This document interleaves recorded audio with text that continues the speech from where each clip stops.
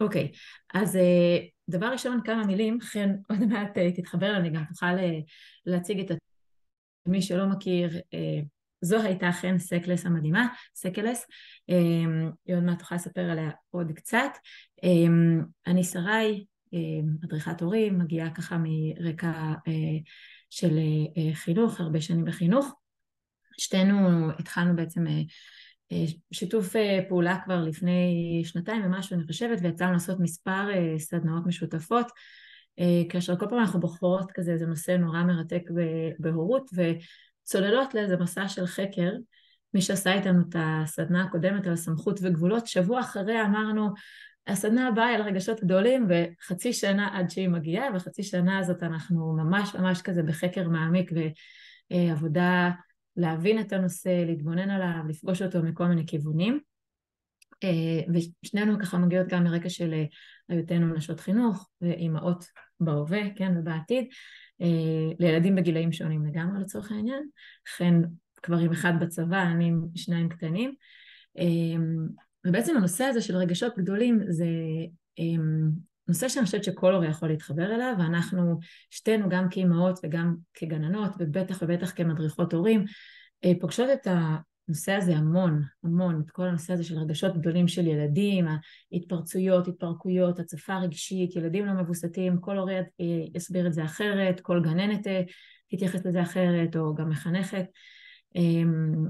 והרבה פעמים אנחנו פוגשות הורים במצוקה, גם אנחנו שאנחנו פוגשות את זה, אולי עם השאל יותר כלים, אבל מין מצוקה, התמודדות, שההתמודדות היא גם בעצם עם הרגשות הגדולים של הילדים שלנו, זה נורא קשה להיות עם ילד בהצפה רגשית, וגם עם הרגשות הגדולים שלנו, שזה נורא מבאס להיות הורה שמגיע ככה לגבול שלנו, וגם ככה מתנפץ ומתפוצץ, ואני בטוחה שרבים מאיתנו בתקופה האחרונה אפילו חווים את זה קצת יותר, אבל התחושה הזאת של כעס נורא נורא גדול על הילדים, אובדן עשתונות, תסכול, זה לא תחושה טובה לאף אחד מאיתנו, וזה גם התמודדות בעצמנו.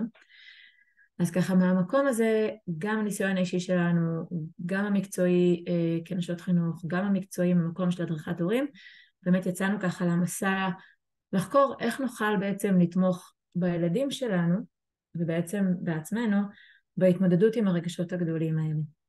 אז המטרה של כל הסדנה הזאת ושל שלושת המפגשים, זה בעצם לחלוק איתכם ידע וכלים על מה הם בכלל רגשות גדולים, מאיפה הם באים, וחשוב לא פחות, אולי אפילו יותר, איך אנחנו מתמודדים איתם, שזה גם הכיוון של הילדים, וגם הכיוון שלנו כמובן. עכשיו, רגשות גדולים זה מילה מאוד גדולה בעצמה, כן, צמד מילים מאוד גדולות בעצמה. אנחנו בדרך כלל מדברים על רגשות של תסכול, כן, זעם, שמחה מתפרצת, התרגשות, יש ילדים שאנחנו נראה אותם בהצפה רגשית, הבן שלי, כן, הוא לא ילד שכועס מאוד, אבל הוא ילד שנורא נורא מתרגש, וזה כזה ממש ממש מוציא אותו מאיזון, דווקא ההתרגשות לקראת משהו משמח, ויש להם, לכל הרגשות האלה, גם החיוביים והשליליים כביכול, יש מנעד די רחב של מופעים, כאילו יש את החיובי ואת השלילי, ויש את המוחצן והמופנם, ובסדנה הזאת אנחנו נתייחס למצבים של ההתמודדות עם הרגשות היותר שליליים, אלה שאנחנו מפרשים אותם כשליליים, ובעיקר אלה שמתפרצים החוצה. זאת אומרת, ואנחנו נחזור לזה שוב, ואני אגיד את זה גם עכשיו, רגשות גדולים לא תמיד יש להם מופע מוחצן, כן? וזה משהו שאנחנו חייבים לזכור אותו, אבל אנחנו בסדנה הזאת כן נתמקד בזה יותר. כי באמת ההתמודדות עם מצבים כאלו היא יותר קשה, יותר מבלבלת, היא יותר מתישה, היא יותר ככה על פני השטח, ומה כזה שנורא מלחיץ. הרבה פעמים אנחנו, כן, הורים ככולנו, אנחנו כאילו מין כזה בתחושה שאנחנו מקווים שזה לא יקרה, כן? שבוא נעלים את הרגשות האלה, זה קשה מדי להתמודד עם זה, זה רגעים לא נעימים, הלוואי והוא לא יתפוצץ עכשיו, רק שלא יקרה ההתפרצויות האלה, אבל בוא נשים את רגל השולחן, זה כן הולך לקרות, כי רגשות ורגשות גדולים הם חלק מאוד מאוד חשוב מהחיים שלנו, ואנחנו רוצים שהם יקרו, אנחנו רוצים שהם יקרו, ואנחנו רוצים לחוות אותם אנחנו כמבוגרים, ובטח בטח הילדים שלנו. הטוויסט קורה במקום שבו אנחנו מפסיקים לפחד מהם, ולומדים איך להתמודד איתם. כן, אנחנו מבינים את החשיבות שלהם, אנחנו מסוגלים לקבל אותם, ואנחנו מפסיקים להיות חסרי אונים ומתוסכלים במצב הזה. אז אנחנו קודם כל צריכים להבין שככל שיהיו לנו יותר כלים להבין את הילדים ואת עצמנו, נוכל יותר לנהל את המצב הזה בצורה מיטבית. ומן הסתם, אז המצבים גם פוחתים בהתאמה. עכשיו, חשוב לציין, בשביל זה אנחנו פה, ולא בתרפיה עם הילדים רק, שעל הכתפיים שלנו, ההורים, מונחת האחריות. כי הילדים שלנו לא ינהלו את הסיטואציה הזאת. והרבה פעמים אנחנו הכי רוצים שהם, נכון, להגיד להם די, תירגע ושזה יקרה, זה לא הולך לקרות. אנחנו ההורים, אנחנו מפותחים יותר מהם מבחינת כל המערכות שלנו וכל הכלים שלנו, וזה בעצם האחריות שלנו לדעת להתנהל במצבים האלה. ולכן אנחנו פה, אז אנחנו נצא לדרך, ובואו נדבר רגע על כמה דברים מאוד מאוד חשובים שאנחנו צריכים לדעת לגבי רגשות גדולים בהקשר של הילדים שלנו. רגע, שרי, שומעים אותי? כן, כן, שומעים אותך הרבה יותר טוב. או, יופי. אני נהדר. מקווה שגם רואים אותי, למרות שבטח קצת כן, כן. מרובקת. לא נורא, אוקיי. אז אני רק את אציג רוצה את עצמי לנסות להפעיל בכמה את מילים. המצגת? לא רואים את המצגת? לא. אמ, או שאולי אצלי לא רואים? שניונת. לא רואים מצגת. לא רואים.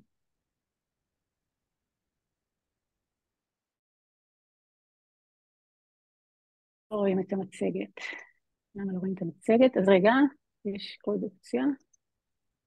שרי, הייתה לי שאלה, אנחנו גם נקבל את ההקלטה של הזום הזה? בוודאי. תודה. די בוודאי. תודה. ולא ציינו, אבל כמובן שמי מכם שנאלץ ללכת לממ"ד או תוך כדי, אנחנו נמשיך את ההרצאה, אבל הכל מוקלט באמת. לי יצא לעשות הרצאה השבוע לעמותה חינוכית באזור רחובות, ותוך כדי הרצאה זה כזה, רגע שרי, כולנו עכשיו למרחב מוגן, כזה פוס הרצאה, חוזרים. אנחנו כן נמשיך את ההרצאה, כי באמת יש פה מרחבי הארץ, אבל הכל יוקלט ותוכלו להשלים את החסר. חן, יש לנו מצגת? כן, אני לא מצליחה לא להבין. ברור מה קורה. כן. אולי שרי את יכולה להציג אותה, וכן תסביר מה שהיא צריכה, ואת תעבירי לשקפים. לא, לי אין את המצגת. אה, רגע, אם חן מדברת מהטלפון, יש לך אני לשלוח רק לה לעשות את אותה. המצגת. העזר שלה. מחשבה אדמין לדעתי כדי לראות את המצגת. יש לך את המצגת, שרי, יש לי את המצגת? וכן, אני יש לך, חושבת שהיא שלחתי לך תעבוד. אותה. אוקיי, נכון. בינתיים תראי אם את מצליחה לאתר את המצגת, כל פעם בסדר. שמישהי מדברת, השנייה מנסה לפתור את כל הדברים האלה.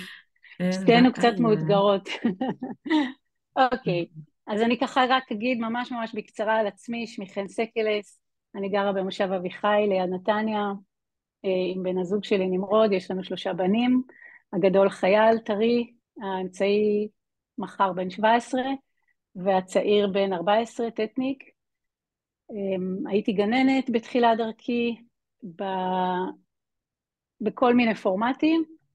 ב10-11 שנים האחרונות אני עוסקת בהדרכת הורים וגם ליווי פדגוגי של גני ילדים, בעיקר גן על הים בתל אביב, נראה לי שחלק מהנוכחים פה משם מכירים אותי. ואני עושה הדרכות פרטניות בזום וקבוצות והרצאות, ומה שבעצם אנחנו עושים פה כרגע. שמחה מאוד לעשות את החלק הזה עם שרי. ואני בינתיים ממשיכה. בסדר, שרי? אני מתקדמת. אין בעיה. אוקיי, אז כמה דברים שחשוב שכולנו ניקח בחשבון, כשאנחנו מדברים על הסיפור של הילדים, על מה זה אומר רגשות גדולים בעולם של הילדים. קודם כל אנחנו ניקח בחשבון שרגשות גדולים, כמו ששרי קודם אמרה, זעם וכעס והצפה רגשית ורגשות מאוד מאוד עזים, זה דבר שהוא טבעי. רגשות הם חלק שנייה חשוב. רגע, חן, אני צריכה שתעשי אותי הוסט, סליחה לכולם על הכשלים הטכנולוגיים, תעשי אותי הוסט, אני אנסה רגע לראות אם אני מצליחה להפעיל את זה, ותמשיכי לדבר. אוקיי.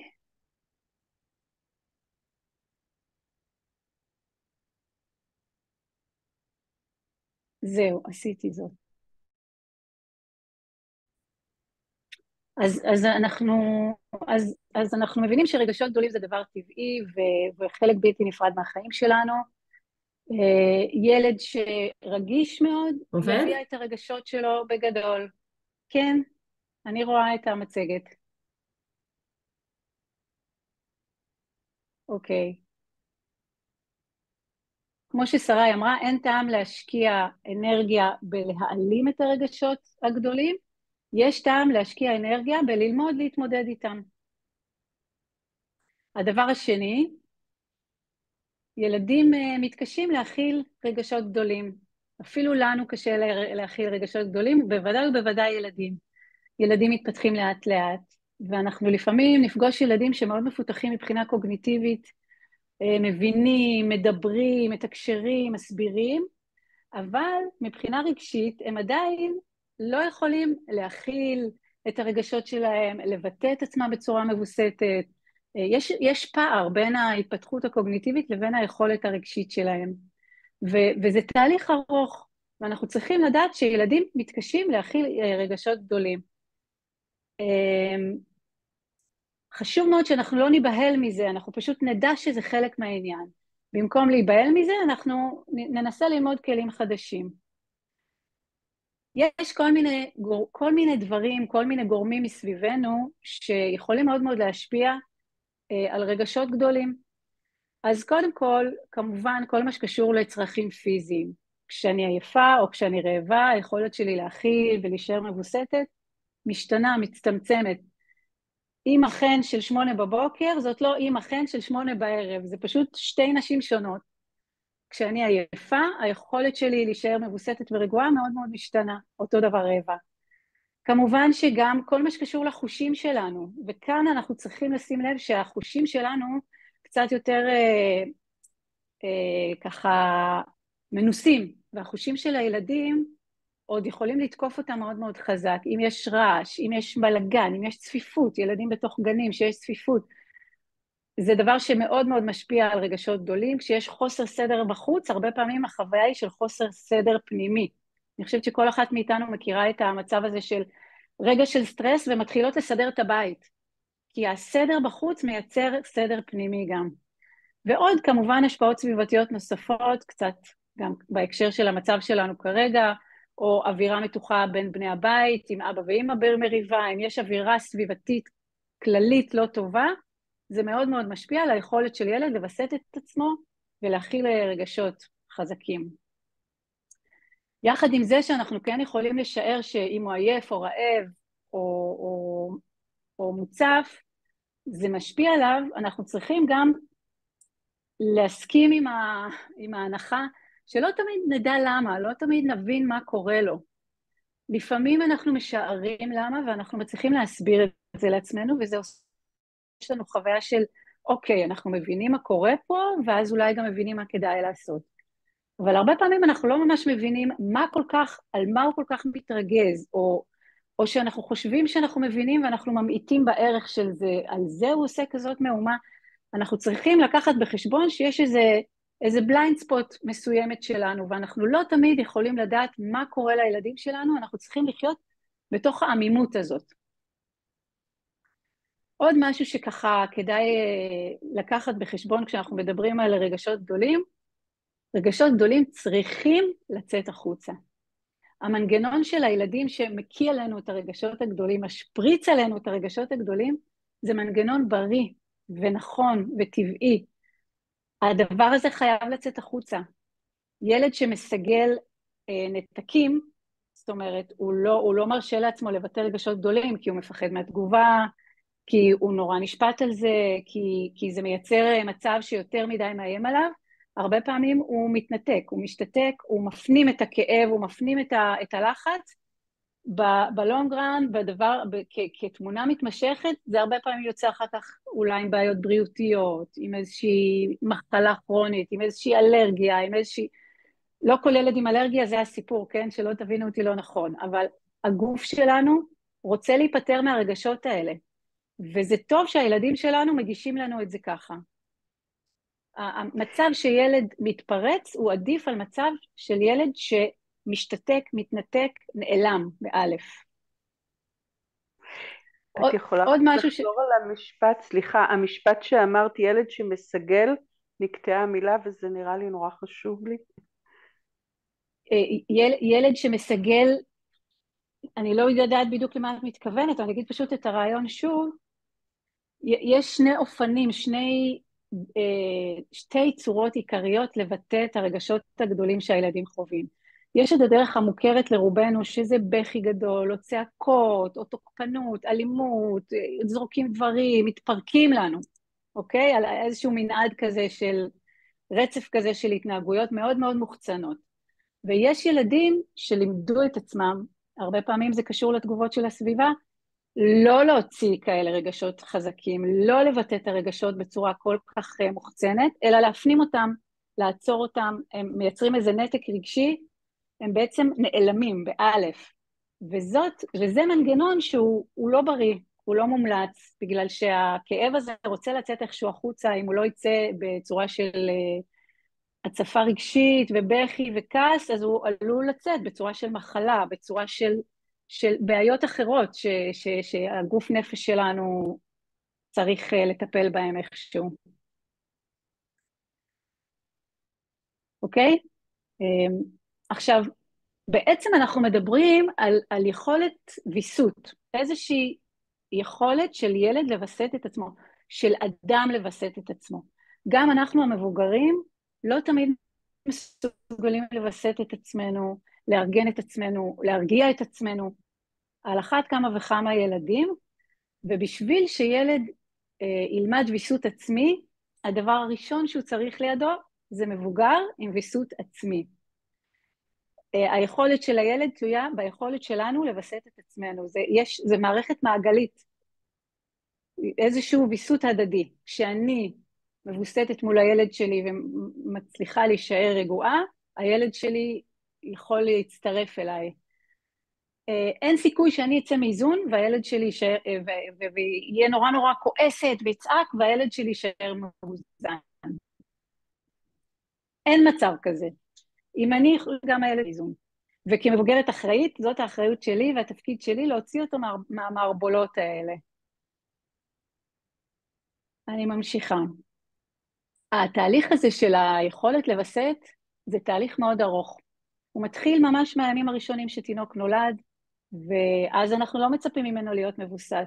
כשהוא בוכה, אנחנו מבינים שהוא מנסה לסמן לנו משהו. אבל מה שקורה לנו הרבה פעמים זה שאנחנו שוכחים, הילד מתחיל לדבר ואנחנו נורא רוצים שהוא יבטא את עצמו במילים. למה אתה בוכה? תדבר במילים. אנחנו שוכחים שמדובר פה בילד בן 3, 4, 5, 7, שהוא מוצף רגשית ולוקח לו זמן להפנים את איך לנהל את עצמו כשהוא כל כך מוצף. עם תינוקות קטנים שבוכים, אנחנו הרבה פעמים באופן אינטואיטיבי מדברים איתם בקול, במנגינה כזאת, כן מתוקי, זה לא נעים לך, אני יודעת, עוד רגע נסיים, אני מחליפה לו חיתול, אני מדברת איתו מן דיבור מבסט, והוא קולט את האנרגיה שלי, הוא רואה את הפנים שלי, הוא מקשיב לקול שלי, הדבר הזה מזמין אותו, הוא מפנים בתוכו לאט לאט את הקול הזה, עד שהוא הופך להיות הקול שלו. רק מה שאני אומרת פה, שזה חשוב לדעת שזה תהליך ארוך, והוא לא נפסק ביום שהילד לומד לדבר. זה משהו שקורה הרבה מאוד זמן, גם בגיל ההתבגרות, אנחנו עדיין צריכים לעשות את זה עבור הילדים שלנו, יותר ויותר. זאת אומרת, פחות ופחות, אבל לא לעצור את זה, להבין שזה תהליך ארוך. והדבר האחרון שחשוב שככה כולנו ניקח בחשבון כשאנחנו מדברות על רגשות גדולים, זה שיש ילדים יותר נפיצים מאחרים, יותר רגישים, כמו שיש הבדלים בתכונות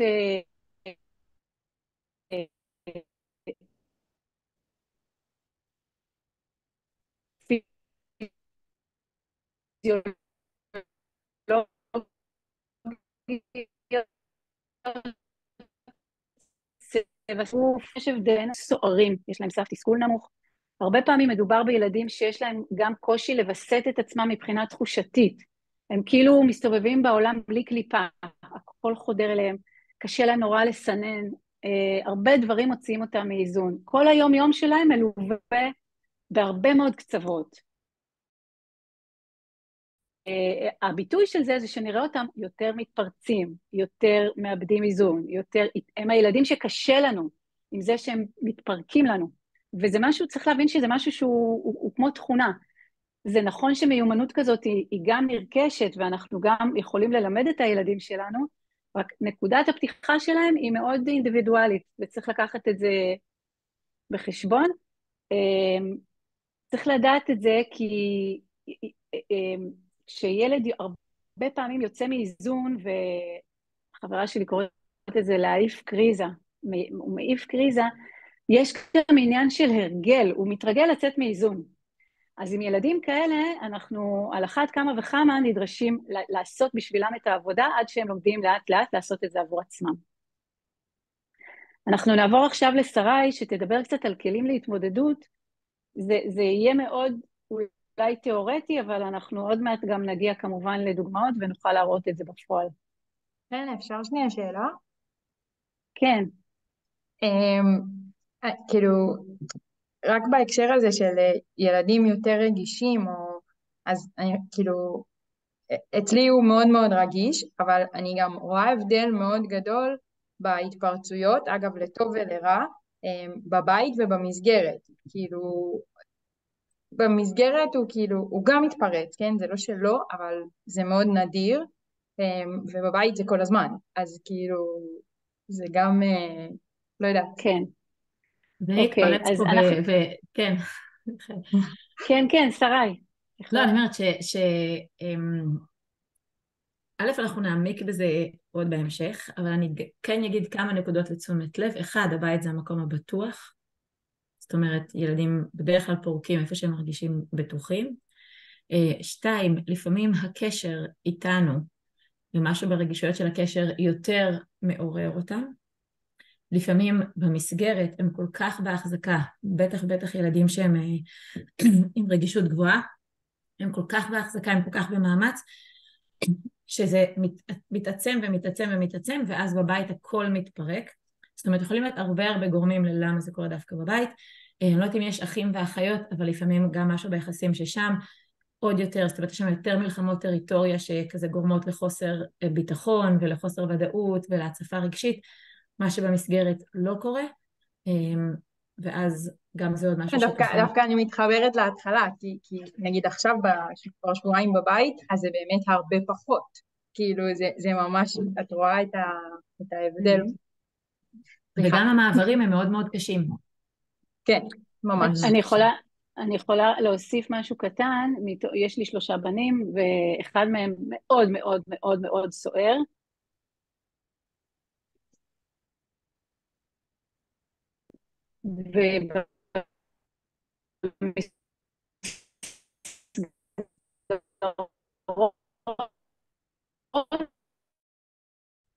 לא כן, שאת קפאת לנו לרגע. ועוד רגע.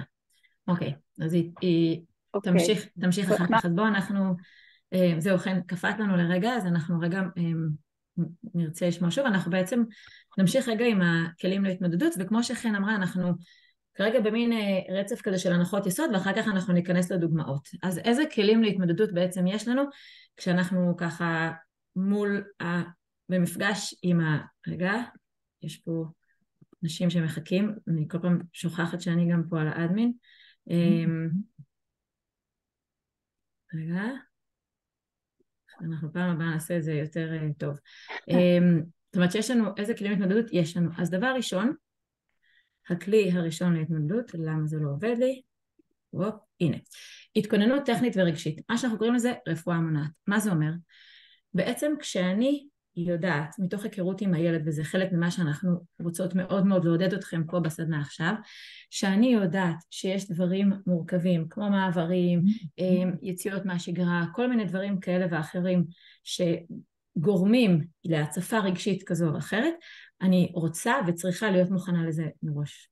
זאת אומרת, אם אני יודעת, נגיד, שהילד שלי, כשהוא רעב, הוא נהיה יותר מוצף, הוא מגיב יותר בגדול, אני אדאג שתמיד יש לי חטיפים באוטו. אני מונעת את זה בעצם, אני מונעת את המצבים, אלה שאני יכולה למנוע. כמו שאמרנו, זה משהו שהוא טבעי, לא הכל נוכל למנוע, אבל יש דברים שאנחנו כן רוצים ויכולים למנוע. אז אם זה לדאוג שהמעבר יעבור בצורה מסוימת, אם זה לדאוג שיש להם מספיק שעות שינה, אם זה לדאוג שיש להם חטיף לקחת לדרך, אם זה לדאוג לאיך אני מכינה אותם למעבר, כל אלה ועוד, זה בעצם שאני יוצרת רפואה מונעת, ובעצם מונעת את המצבים הנפיצים האלה, שזה כאילו רפואה מונעת, שמעתם אותנו כבר מדברות על זה, מי שעשה סדנאות, זה בעצם למנוע את המצבים הקשים שלא צריכים לקרות, מתוך ידיעה שגם יש מצבים קשים שהם חלק מההתפתחות והם כן צריכים לקרות. אז זה כלי אחד שיש לנו והוא מאוד מאוד חשוב ומאוד מאוד נוח, כי הוא מאוד מאוד מקל עלינו ומונע את אותו רגע קשה. כלי נוסף שיש לנו זה לשים לב לצרכים פיזיים, כי כמו שחן אמרה, הצרכים הפיזיים יכולים להיות גורם מאוד מאוד משמעותי להתפרצויות רגשיות כאלה ואחרות, ובעצם ככל שאנחנו נשים לב אליהם, אנחנו יכולים גם למנוע אותם וגם לתת מענה כעזרה ראשונה, כן? הרגש קרה, יש פה התפרצות, אני יודעת שזה בגלל שהילד שלי רעב, אני פשוט, במקום להיכנס איתו לדיונים ואיומים והכל, אני פשוט אתן לו משהו לאכול. ולי זה קורה, הבן שלי שהוא מאוד מאוד רגיש, הוא קשה לו להכיל רעב שלו, ואם אני רואה שהוא חוזר מיום ארוך והוא כזה יותר רעב אני לפעמים אפילו שאני מרגישה את הרגשות עולים, אני אפילו לא עונה יותר מדי, אני מהנהנת, מחייכת ושמה לו משהו לאכול, ואיכשהו תוך שנייה, כן, כאילו הסוכר והכל מתאזן והרגש יורד. אז זה כלי שגם נורא חשוב.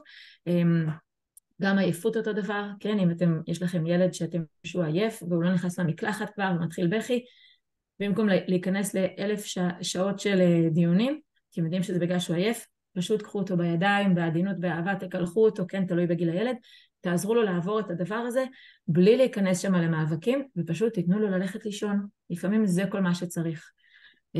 וזה תפקיד שלנו כמבוגרים, כי ילדים לא כל כך יודעים איך לנהל את הצרכים הפיזיים שלהם, גם לא בני 9 ו10 בהכרח. מה אנחנו עושים לכשכבר התפרצנו? ניסינו למנוע בתשומת לב למצבים פיזיים, ניסינו למנוע בעניינים טכניים של איך לעשות את המעברים ואיך לבדוק את הכל ולדאוג שהכל יהיה הכי מותאם לילד שאפשר, ולפעמים כמו שאמרנו, הרגש הגדול קורה, זה טבעי, זה חשוב, לא נעים אבל, אוקיי? אז מה אנחנו עושים בעצם? דבר ראשון, הכי חשוב, לעצור רגע, אוקיי? הילד שלי מתפרץ, מה שקורה לנו כאוטומט, כיצורים אנושיים, שאנחנו רואים מישהו בהתפרצות, גם אנחנו, מערכת העצבים שלנו, מערכות העצבים שלנו מאוד מחוברות למערכות העצבים שמסביבנו, אנחנו מיד מגיבים. יש לנו נוירונים שהם נקראים נוירוני המראה, שזה מה שהם עושים, מירורינג בעצם את מי שמולנו, ככה שאנחנו רואים או חווים מישהו בהתפרצות, בבת אחת גם המוח שלנו, מערכת העצבים שלנו, נכנסים לווייב כזה שרוצה להתפרץ. זה כמעט ולא בשליטתנו. אבל כמבוגרים זה יכול להיות בשליטתנו. ואז במקום להתפרץ, אני רגע עוצרת ושואלת את עצמי, מה קורה פה בעצם? אוקיי? מה הילד שלי צריך? אחד הדברים שאני הכי רוצה שתזכרו שאתם יוצאים מהסדנה הזאת, זה שהתנהגות היא תקשורת, אוקיי? ילדים, למרות שרגשות גדולים הם משהו טבעי, הם אף פעם לא מתפרצים סתם. לפעמים, ואני פוגשת הורים שאומרים לי, אבל הוא מתפרץ סתם, בלי שום סיבה, אני תמיד אמשיך את המשפט שבלי שום סיבה נראית לעין, אוקיי? מבחינתו יש סיבה. מבחינתי אולי הקוביית שוקולד הזאת היא לא חשובה, או הגרב הזאת וזה שהיא לא יושבת לשם זה לא חשוב, מבחינתו זה עולם ומלואו.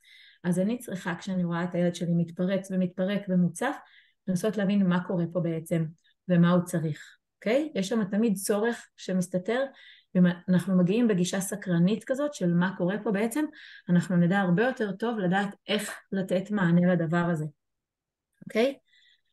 אז זה דבר ראשון.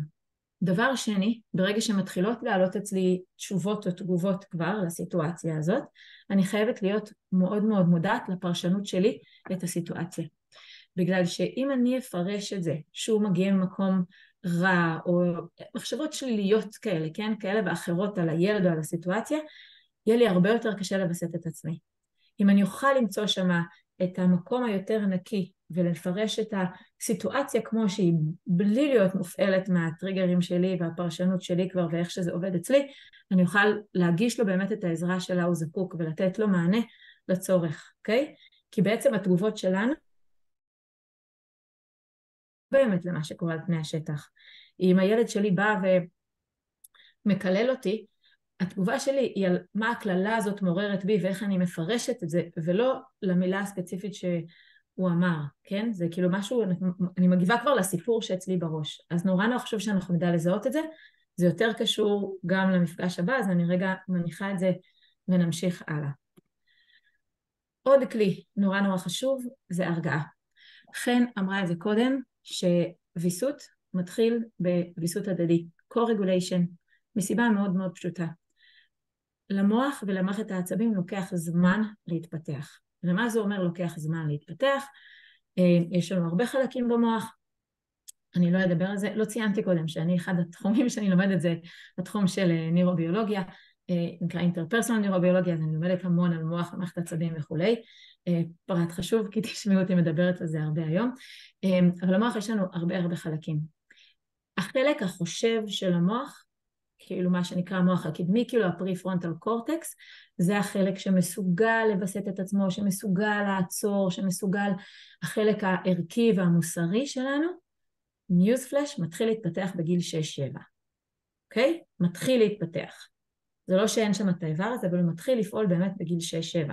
זאת אומרת שעד גיל 6-7, הילד שלנו לא מסוגל, זה לא שהוא לא רוצה, זה לא שהוא ידע, הוא לא מסוגל לבסט את עצמו בעצמו. יש ילדים שנרגעים מכל מיני דרכים כאלה ואחרות, כן? יש ילדים שנבהלים, יש ילדים שלא מספרים, יש ילדים שפוחדים מהתגובה, יש ילדים שמתביישים, יש ילדים שהאוטומט שלהם זה ללכת לתגובה של שאט-דאון כזה, כן? של הפנמה כשיש רגש גדול, אז הרבה פעמים זה נראה לנו שהם לומדים להרגיע את עצמם, כן? אבל הם לא באמת עושים שם תהליך שלם של ויסות, כן? כדי שילדים ילמדו לבסט את עצמם, הם צריכים לדעת לעבור דרך הרגשות האלה. אם הם לא עוברים דרכם, הם אף פעם לא ילמדו לנהל אותם. ולכן, עד גיל די מבוגר, כמו שחן אמרה, כן, המוח שלנו מתפתח עד גיל 20, ואז הוא ממשיך להשתנות, אבל הוא בתהליכי התפתחות עד גיל 20.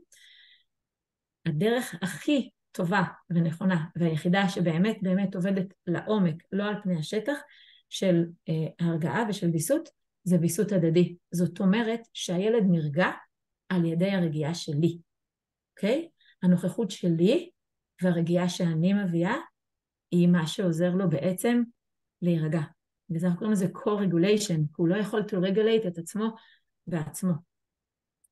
ולכן כשהוא בעצם מרגיש רגש גדול ומביא לנו את המופע הגדול הזה שמלווה את הרגש, הוא לא יכול לעצור, אוקיי? ואנחנו לא יכולים לצפות ממנו שיעצור, וגם אני אגיד לו די ותירגע, זה גם לא יעבוד בכלל, זה בדרך כלל רק ילהים את הסיטואציה. ולכן אנחנו כרגע לא צריכים לנסות לחנך אותו, כי הוא לא יכול בכלל להקשיב לנו, המוח שלו מוצף, המוח שלו מצב התנגדותי לפעמים, מצב של מגננה, הוא לא יכול, כרגע מה שאני צריך להרגיע אותו, אוקיי?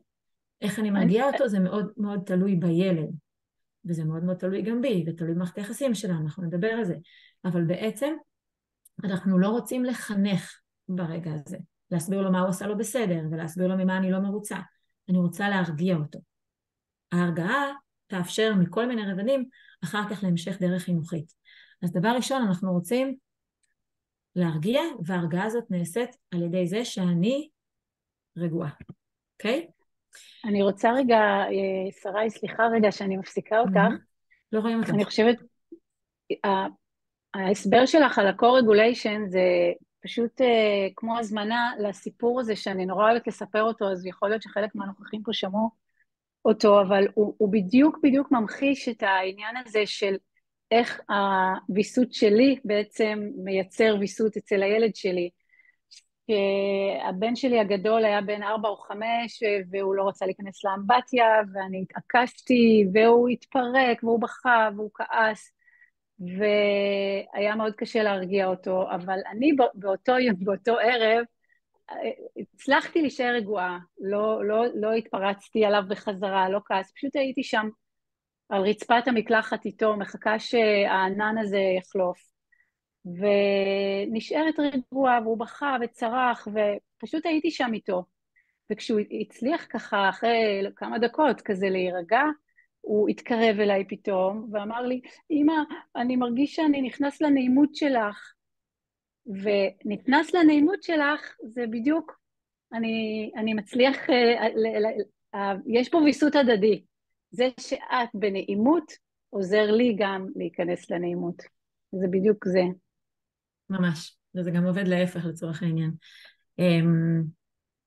מעולה.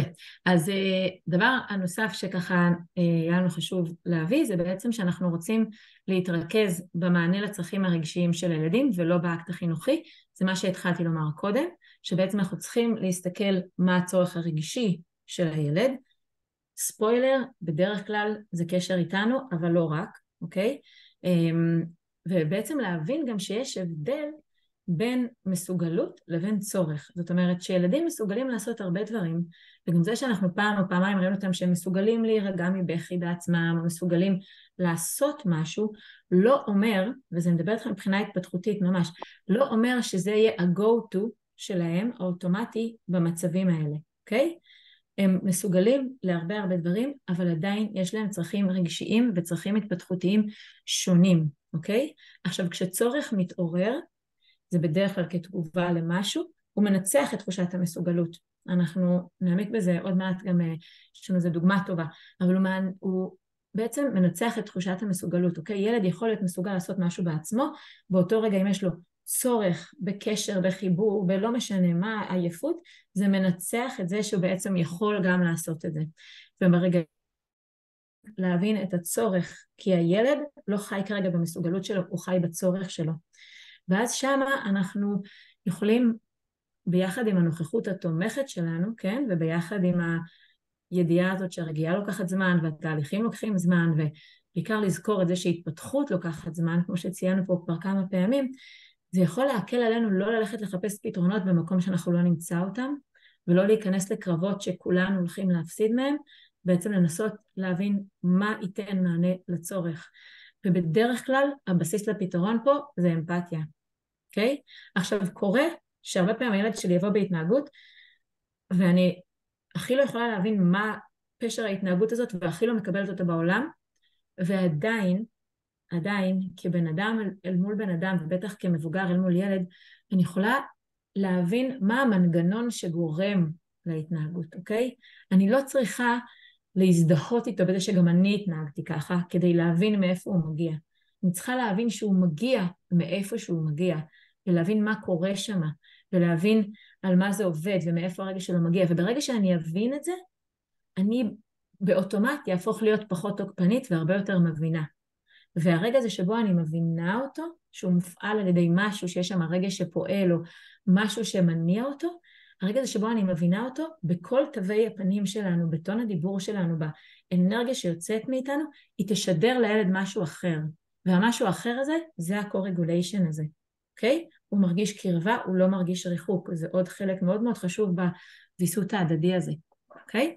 אז זה גם לוקח אותנו לדבר הבא, שבעצם כל התגובה שלנו, אוקיי? גם אם אין לנו לפעמים את המילים הנכונות, אם אנחנו נבוא במאור פנים, אם אנחנו נבוא בשפת גוף שהיא מקבלת, אם אנחנו נבוא בטון דיבור שהוא אמפתי, גם אם התכנים שאנחנו נגיד הם לא תכנים של בטח אני מבינה אותך לגמרי, אבל אם אני אשדר את זה בשפת הגוף שלי, זה יהדהד אצל הילד.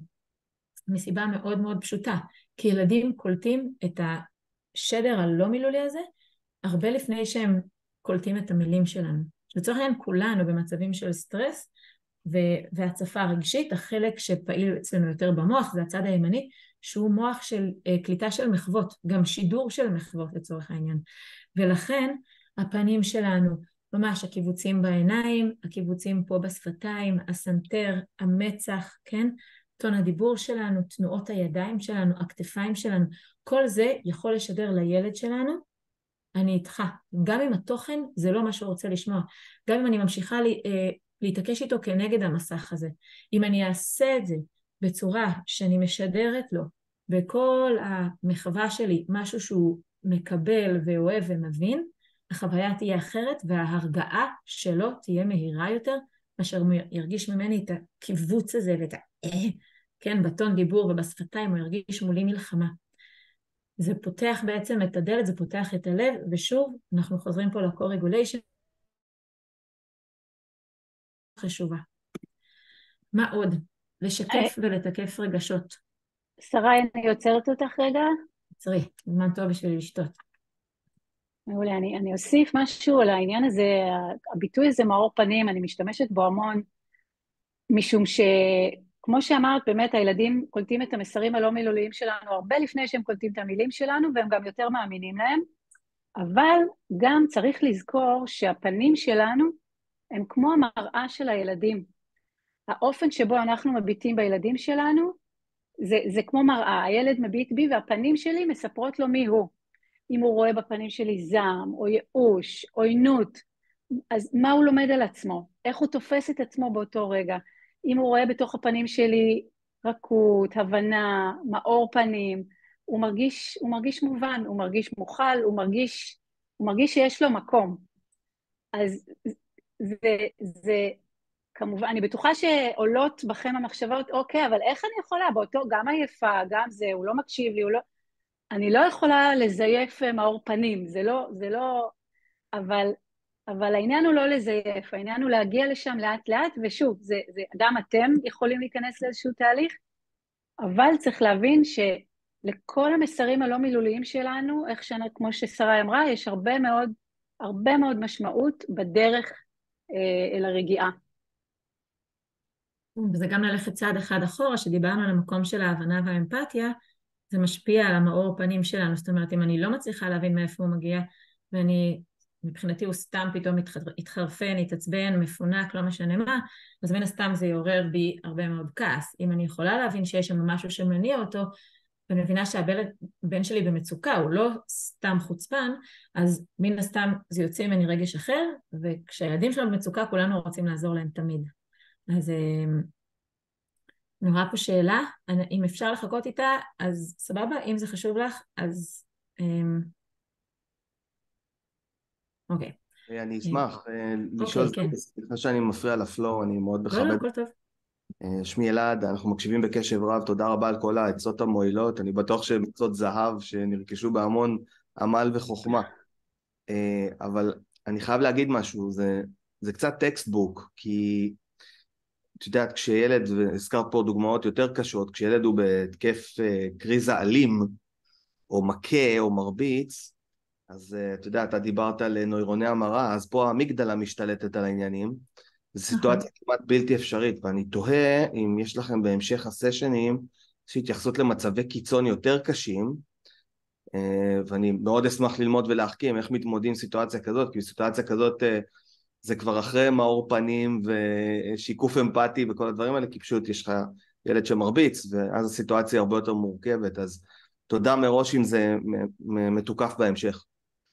אז דבר ראשון כן, זה מתוקף, ואני גם אגיד שגם היום אנחנו עוד נגיע לדוגמאות, אנחנו גם שלנו, כן, על הרגשות שלנו, מה אנחנו משקפים שם ואיך אנחנו עובדים איתם, ובמפגש השלישי אנחנו מאוד מאוד נלוש את זה לעומק, גם סביב המצבים היותר קשים האלה, אז אני מקווה שאתה כן תקבל את המענה, אלעד. אני יכולה להוסיף, אלעד, שהילדים שלי כבר גדולים, כבר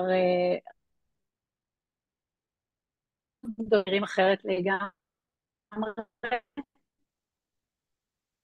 אבל אני יכולה להעיד בכנות רבה שאני עברתי לפחות עם אחד מהם מצבים קיצוניים של מצבי כן, את נורא קטועה לנו.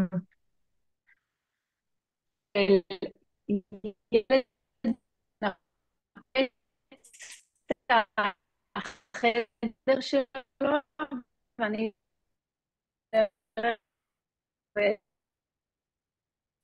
כן, אנחנו לא שומעים אותך, את נורא קטועה לנו. אז הפרטים שלהם, אבל גם נשמח לעבור לך גם. כן, אז לכן לא כל כך הצלחנו לשמוע, אבל מה שהיא רצתה להגיד, מהיכרות איתה, זה שאחד הבנים שלה הוא התגר אותה רבות והגיע להרבה מצבי קיצון, ואנחנו גם ניגע בזה ונעמיק בזה. בסדר? אוקיי, אז אני ממשיכה. לשקף ולתקף רגשות. כמו שאמרנו, רגשות גדולים הם משהו טבעי, הוא משהו שקורה, הרבה פעמים לנו הם נראים סתמיים, לא מותאמים, מיותרים, ובעצם אנחנו צריכים לקחת בחשבון שאחד הדברים החשובים שאנחנו יכולים לעשות גם לאותו הרגע, וגם בעצם בבנייה של הדבר הזה, שהתמודדות עם רגשות גדולים, וזה, אני רגע אפתח סוגריים ואני אגיד שכל פעם שאנחנו מתמודדים עם רגש גדול, הדרך שבה אנחנו מתמודדים, הפתרון שאליו אנחנו מגיעים, בעצם זה מין אבן שמונחת בבניין הזה שאנחנו בונים של היכולת של הילדים שלנו והיכולת של הביחד שלנו להתמודד עם רגשות גדולים, אוקיי? אם אנחנו עושים את זה בצורה שהיא מיטבית, בצורה שהיא תואמת, בצורה שהיא נותנת לילד שלנו כלים, תוך כדי, אנחנו לאט לאט לאורך השנים ותוך כדי בעצם בונים שמה איזשהו מבנה שעוזר לו בעתיד הקרוב ובעתיד הרחוק, להיות מסוגל להתמודד עם זה בעצמו, להבין את זה ולפתח עולם רגשי מבוסת ומאוזן ובריא. אם דרך העבודה שלנו אנחנו שמים לעצמנו ולהם מקלות בגלגלים, אז בעצם אנחנו יוצרים בעצמנו את ההרגלים הקשים האלה שאנחנו אחרי זה ממשיכים להתמודד איתם, ובשלב מסוים אנחנו כבר קצת פחות, אבל הבן שלנו, הבת שלנו, ימשיכו להתמודד איתם גם כאנשים מבוגרים. אז אחד הדברים הנורא נורא חשובים, וזה כמובן צריך להיות תואם מאוד מאוד את הגיל של הילד, זה כשיש רגש גדול, אנחנו רוצים לתת לו מקום, אנחנו רוצים לשקף אותו ולתקף אותו. אז דבר ראשון, לא משנה מה, ובתקופה, כן, המון שיחות כאלה, והמון הרצאות על הנושא של, אנחנו אף פעם לא נגיד לילד לא על מה שהוא מרגיש, כן? המון הורים, אני יודעת שעכשיו מנסים להרגיע את הילדים, ולא, אין לך ממה לפחד, ברור שיש לך ממה לפחד, הזקה זה מפחיד, עירותים זה מפחיד, כן? גם אם רק ילדים רצים להזקה, או הם רק שומעים על זה, או הם רק יודעים שיש מלחמה, זה מפחיד. אנחנו במקום שאנחנו רוצים בעצם לעזור להם למצוא את הפתרון, לפעמים אנחנו, בלי לשים לב, אנחנו שוללים את הרגשות שלהם. או בא לי לראות עוד סרט, אבל כבר ראית כבר סרט, די, זה מיותר, זה משעמם, אבל בא לי, זאת אומרת, זה נכון שבא לו, ואנחנו לא לוקחים לו את מה שבא לו, אנחנו לא לוקחים לו את מה שהוא מרגיש, אנחנו יכולים לחלוטין לכוון את ההתנהגות, אנחנו יכולים אפילו לאסור התנהגות, אנחנו לא יכולים לאסור רגשות. כל הרגשות, כולם, יש להם מקום ואנחנו נקבל אותם. את ההתנהגות לא בהכרח. אוקיי? זאת אומרת, וכשילד מרגיש מובן, זאת אומרת, אני נותנת תוקף לרגש שלו, אני נותנת הכרה, אני מבינה שאתה מרגיש ככה וככה, כשאני בעצם אומרת לו מה הוא מרגיש, מנסה לתקף לו את הרגש, והוא מרגיש מובן, יש הרבה יותר סיכוי לשיתוף פעולה, הוא מרגיש מובן, הקול שלו נשמע, זה מזמין, אוקיי, לא סותמים לי את הפה, לא סותרים אותי, אני מרגיש מובן, יש הרבה יותר סיכוי לשיתוף פעולה. ועוד משהו קטן, על העניין של התיקוף רגשות, כשאנחנו קודם כל נוקבות בשם של רגש, בגילאים מסוימים, זה נותן שם לתחושה שהילד מרגיש, זה כבר משהו שהוא גם יוכל אחר כך להשתמש בו. ואני זוכרת שהילד שלי שקט, אני לא כועס, אני מאוכזב. וואו, מאיפה אתה יודע את המילה הזאת? אז הוא יכול יותר לדייק ולהרגיש יותר מובן, וגם זה מייצר איזה ארגון פנימי כזה, לתקף רגשות, להכיר ברגשות, עוזר להם לארגן את עצמם, להרגיש יותר מובנים לעצמם וגם כמובן לאחרים. ונוסיף על זה שכאשר אנחנו שוללים את הרגש, בדרך כלל יעלה שם צורך הישרדותי, כן? דיברת קודם על האמיגדלה, האמיגדלה זה הכלב שמירה של המוח שלנו, כן? הוא מחובר למוח היותר הישרדותי שלנו, כשהם מרגישים שאנחנו לא נותנים מקום, יעלה בהם צורך כאילו יותר לתת תוקף בעצמם לרגש, זאת אומרת יותר להעצים את התגובה שלהם, יותר להעצים את ההופעה, כדי שניתן לו מקום בעצם, כן? זה משהו מאוד מאוד הישרדותי. אז אנחנו רוצים לתת לזה מקום, דבר ראשון כי זה טבעי, אנחנו רוצים לא לעורר שם עוד התנגדות, אנחנו רוצים לתת לו כלי של היכרות להמשך החיים שלו, ובנוסף למה שחן אמרה, שבעצם זה נותן לו תחושה טובה של שיתוף פעולה, בשפה המקצועית, ושוב אני חוזרת לאנגלית, זה נקרא connect and redirect, אוקיי? שילד חווה רגש גדול, ואנחנו רוצים לעזור לו לשנות את זה, אם אנחנו מצליחים ליצור אינטגרציה בינינו לבינו, להתחבר עם ההרגשה שלו, כן? אז להעביר אותו בעצם להרגשה אחרת. הוא לא יכול לעשות את הקפיצה הזאת בגלל ההתפתחות שלו, בגלל הבשלות של המוח שלו, הוא לא יכול לעשות את הקפיצה הזאת לבד. זה כמו, תדמיינו, זה כמו נהר, אוקיי? שבמוח שלנו, כן, בבפנים שלנו, שיש לו שתי גדות. גדה אחת, כן, זה הצד היותר כאוטי, גדה אחת זה הצד היותר כאילו מאורגן. אם ילד עולה על הצד הכאוטי, הוא צריך לקפוץ לצד המאורגן, הוא לא יכול לעשות את זה לבד. אם אני נותנת לו יד, הוא יכול לעשות את זה איתי. כדי שאני אתן לו יד, אני חייבת להיות איתו שם, רגע ברגש הזה. אני לא יכולה לצעוק אליו מהצד המאורגן ההגיוני, בוא, הכל יהיה בסדר. הוא צריך שאני אגיד, נכון, זה מפחיד, נכון, זה כואב, אני מבינה. במקום הזה אנחנו יוצרים פה איזושהי אינטגרציה, ואז ביחד אני מבינה או אני מבינה אבל, ואני בעצם לוקחת אותו איתי לטיול בנהר, עד לצד היותר מאורגן ומאוזן. אני קצת מזדרזת עכשיו כדי שנגיע גם לדוגמאות שלנו, בסדר? ובגלל כל התקלות הטכניות אנחנו קצת נמשוך עוד כמה דקות אחרי ורבע. לאפשר בכי. אני מניחה שרובכם יודעים את זה כבר. בכי הוא הרבה פעמים חלק מהפתרון. בכי הוא טוב, בכי הוא שפה, בכי זה הדרך של הילד לפרוק ולספר לנו כן, מה הוא חווה כרגע, כן, התנהגות זה תקשורת, הבכי מתקשר לנו משהו, וזה דרך נורא נורא טובה להיפטר ממטענים, לפעמים גם לא צריך הרבה יותר מהבכי, כן?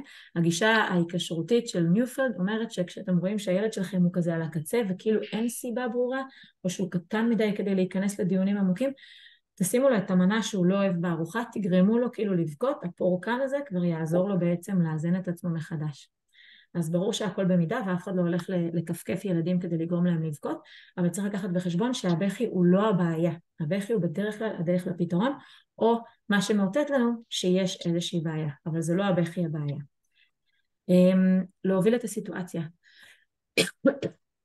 סליחה. זה נורא נורא חשוב, ואנחנו צריכים ממש לזכור את זה. אמרנו את זה בהתחלה, ונחזור על שוב ותשמעו את זה עוד הרבה פעמים.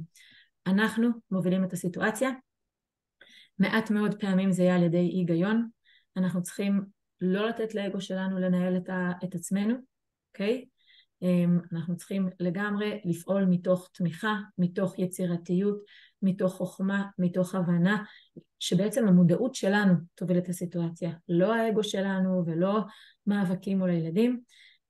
לפעמים זה יכול להיות הסחת דעת, לפעמים במשחקיות, לפעמים בהומור, להביא את עצמנו בעוד כל מיני דרכים, לייצר שם הקשר, ושוב, אנחנו לא רוצים להתעסק עם חינוך ברגע של התפרצות, אנחנו רוצים להרגיע, לחזק את הקשר, לאזן מחדש, לתת למוח ולמערכת לחזור למצב של איזון, ואז אנחנו יכולים גם להעביר את המסר החינוכי. וזה הכל עלינו. אז אנחנו הולכים עכשיו רגע צעד קדימה, ואנחנו ניכנס קצת יותר באמת לתכלס איך אנחנו עושים את זה, גם עם דוגמאות. כן. אכן כבר תחלוק איתנו. אוקיי, אז את יכולה גם לחפש את השקף אולי של הטבלה הזאת. בעצם אנחנו, ההורים, שרי ואני מדברות על כל הרעיונות היפים האלה, ואני בטוחה שבראש של חלקכם עולה המחשבה, יופי, זה נשמע נורא יפה, אבל תכלס בזמן אמת זה כמעט לא אפשרי. אז זה אפשרי, וזה דורש אימון, וזה דורש בעיקר מודעות. הסעיף הוא ששרי מנתה בכלים להתמודדות, הסעיף אני רק אומרת שאנחנו לא רואים אותך, כן? לא רואים אותי? לא. לא רואים אותי. סליחה. זה יכול להיות. רואים אותה, פשוט במסך אחר. סליחה, אז אולי זה אצלי. רואים אותי? הנה אני. הנה את. כן, יכול להתבלבל פה. יאללה. כן, סליחה. אז העניין של לעצור, האוטומט שלנו הוא להגיב, אנחנו מגיבים מהר. אם בסוף המפגש הזה, כל מה שלימדנו אתכם יהיה לעצור רגע לפני שמגיבים, זה כבר צעד מאוד מאוד משמעותי. לעצור ולא לפעול באוטומטיות. אחר כך גם לנסות לאמץ את הכלים האחרים שלימדנו אתכם, ושעוד נלמד. אחד הדברים שיכולים לעזור לכם לסגל ולהפנים את העצירה הזאת, זה קצת לעשות מין חקירה פנימית אישית ביניכם לבין עצמכם, על אירוע שכבר קרה. קרה לנו פה משהו, הילד שלי נורא בכה, אני כעסתי, יצאנו מאיזון, הייתה פה איזו התפרצות, עפה פה קריזה, איך אנחנו בעצם חוקרים את זה? אז זה בעצם סדרה של שאלות, אנחנו גם תכף נכניס לתוך זה ממש תכנים, והשאלות האלה מלמדות אותנו, קודם כל אנחנו שואלים את עצמנו, מה קדם לזה? הוא היה רעב, אני נורא מיהרתי, לילד הספציפי הזה נורא קשה להיות עם אנשים, יש איזשהו רקע, הרבה פעמים שאנחנו יכולים קודם כל ללמוד שהוא סוג של טריגר, מה קדם לזה, ומה קרה, מה בעצם קרה פה, מה היה פה, הוא אמר ככה, אני אמרתי ככה, הוא אמר ככה, צעקתי, הוא צעק, איך זה קרה, איך הגבתי, מה הייתה התגובה שלי להתנהגות שלו, מה בפועל, איך בפועל הגבתי, מה לא ראיתי, מה לא ידעתי, עכשיו בדיעבד, אחרי שהכל נגמר, ואני יכולה כבר להסתכל על זה קצת בעין של חוקרת, שאני יכולה כבר לדון בזה, להסתכל על זה כמו חוקרת ולא כמו שופטת. אז מה לא ראיתי, מה פספסתי פה, מה הפעיל אותי, מה היה הדבר שהפעיל אותי, משהו שהוא אמר, תנועה שהוא עשה, משך הזמן שזה קרה. הדבר הנוסף זה, אוקיי, מה עושים, מה אני יכולה לעשות מתוך הדברים שאנחנו כרגע מלמדות, ואנחנו מקוות שתוכלו גם לחזור לזה, ומה אני לוקחת לפעם הבאה. מהדבר הזה שקרה, מה אני למדה ולוקחת איתי לפעם הבאה. כשאנחנו עושים בינינו לבין עצמנו את המחקר הקטן הזה, שוב ושוב ושוב, די מהר, אני בטוחה שאתם יכולים ממש להפתיע את עצמכם, אנחנו מתחילים לראות שינוי. אנחנו כבר כן מסוגלים לעצור, אנחנו כבר כן יכולים למנוע מראש, אם כבר נכנסנו, אנחנו כבר כן יכולים אולי להגיב אחרת. אז אנחנו עכשיו רגע נשתמש בפורמט הזה. שרי, נתחיל עם הדוגמה של תום? או שנתחיל עם הדוגמה של נבו? בואי תתחיל עם הדוגמה של נבו, ונעבור לדוגמה של תום. אוקיי. אז נבו, רגע, חפש את נבו. נבו, כשהוא היה בן, הוא ילדי הצעיר, הוא ילד מאוד מאוד סוער, מאוד רגיש, עם הרבה מאוד אתגרים, והסיטואציה היא שיש לו עניין עם גרביים, לאירוע קוראים נבו והגרביים, ואני מנסה עכשיו לענות על השאלות. קודם כל, האירוע שאנחנו מתארגנים לצאת מהבית, הוא גורב גרביים, זה מאוד לא נעים לו, אני מנסה לעזור לו, וזה נגמר בהתפרצות ובכי וכעס שלו ושלי, עכשיו, זה קרה כמה פעמים, זה היה תקופה, אז הייתי פחות יודעת ממה שאני היום. אז מה שקדם זה שקודם כל צריך לדעת, אני יודעת שנבו הוא ילד שמתמודד עם הרבה קשיים של ויסות, תחושתי ורגשי, ושתמיד העניין של הגרביים היה לו קשה, ושזאת שעת בוקר, וכולם ממהרים, וזה משהו שתופס אותנו יום-יום, זה מה שקדם לאירוע. ובפועל, רגע לפני שרוצים לצאת, מה שקרה זה שהוא מנסה לגרוב גרביים, אבל לא נוח לו. כמובן, אני יכולה להרגיע את כולם, זה גרביים ללא תפר, וניסינו את כל סוגי הגרביים, אנחנו כבר אחרי. אבל זה לא נוח לו, הוא מתעצבן, הוא פושט ולובש והופך אותם ומנסה, ולאט לאט יותר ויותר מתעצבן, ובשלב מסוים מתחיל לצרוח ולשאוג, אני לא יכול עם זה, אני שונא את הגרביים, אני לא יכול. ואני חייבת לצאת מהבית, ויאללה, יאללה, יאללה, ונפלנו. עכשיו, בהתחלה, איך הגבתי? בהתחלה הייתי סבלנית, והתחלתי להציע לו פתרונות. אולי תהפוך את הגרביים, אולי ננסה זוג אחר, אולי ניקח את הנעליים ואת הגרביים ביד, תנעל אותם בבית ספר. הוא סירב להכל, הוא היה ממש לא קואופרטיבי. ואז אני לאט לאט איבדתי סבלנות, כמו שקורה לכולנו, והתחלתי לגלגל עיניים ולהאיץ בו, ונו כבר, והפסקתי להיות נחמדה, והתחלתי לצאת מאיזון בעצמי. עד שברגע מסוים אמרתי לו, די כבר עם הגרביים האלה, כל בוקר אותו דבר,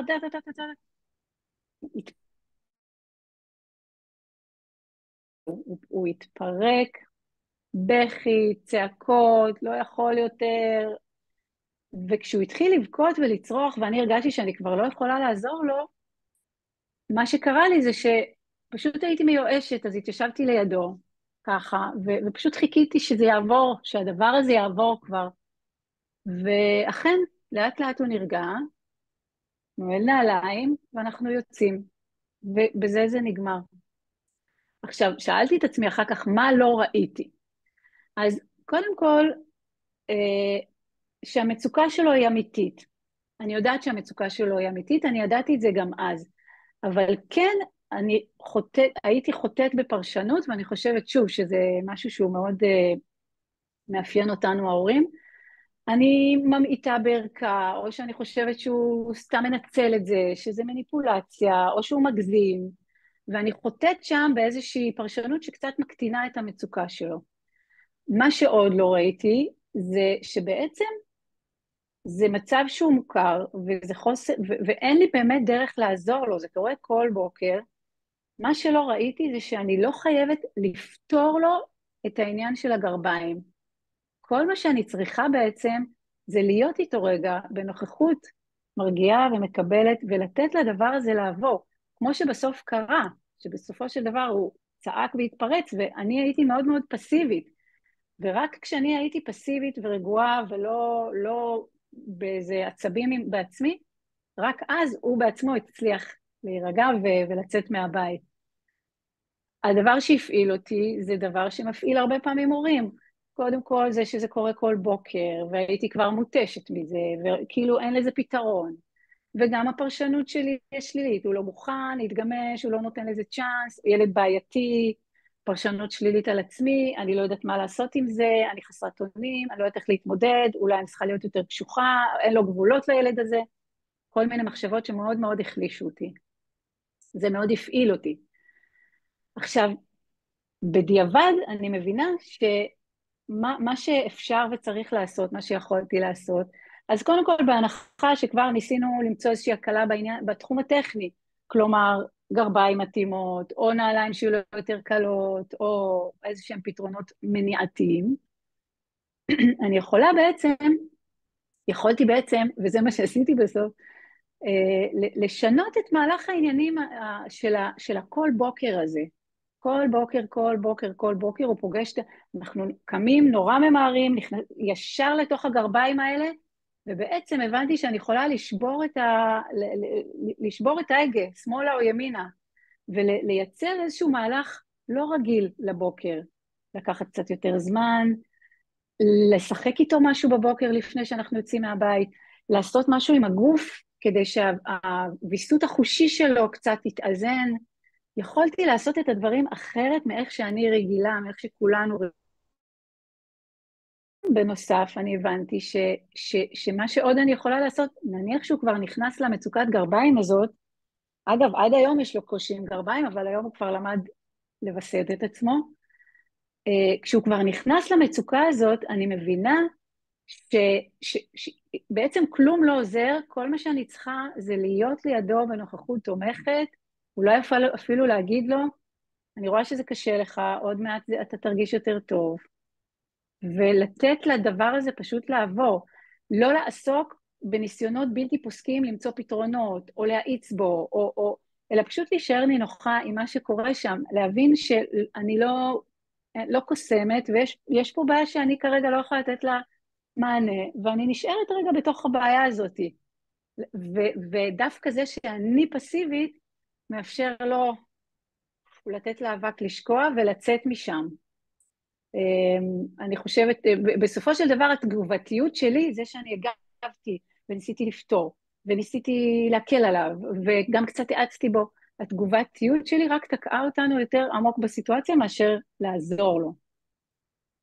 המון דברים לקחתי לפעם הבאה, גם התחלתי לתכנן את הבקרים בצורה כזאת שיהיה לנו הרבה יותר זמן, ולעשות איזושהי פעילות פיזית לפני שאנחנו מגיעים לשלב הנעליים, זה עשה הבדל מאוד מאוד גדול עבור ילד שיש לו ויסות חושי.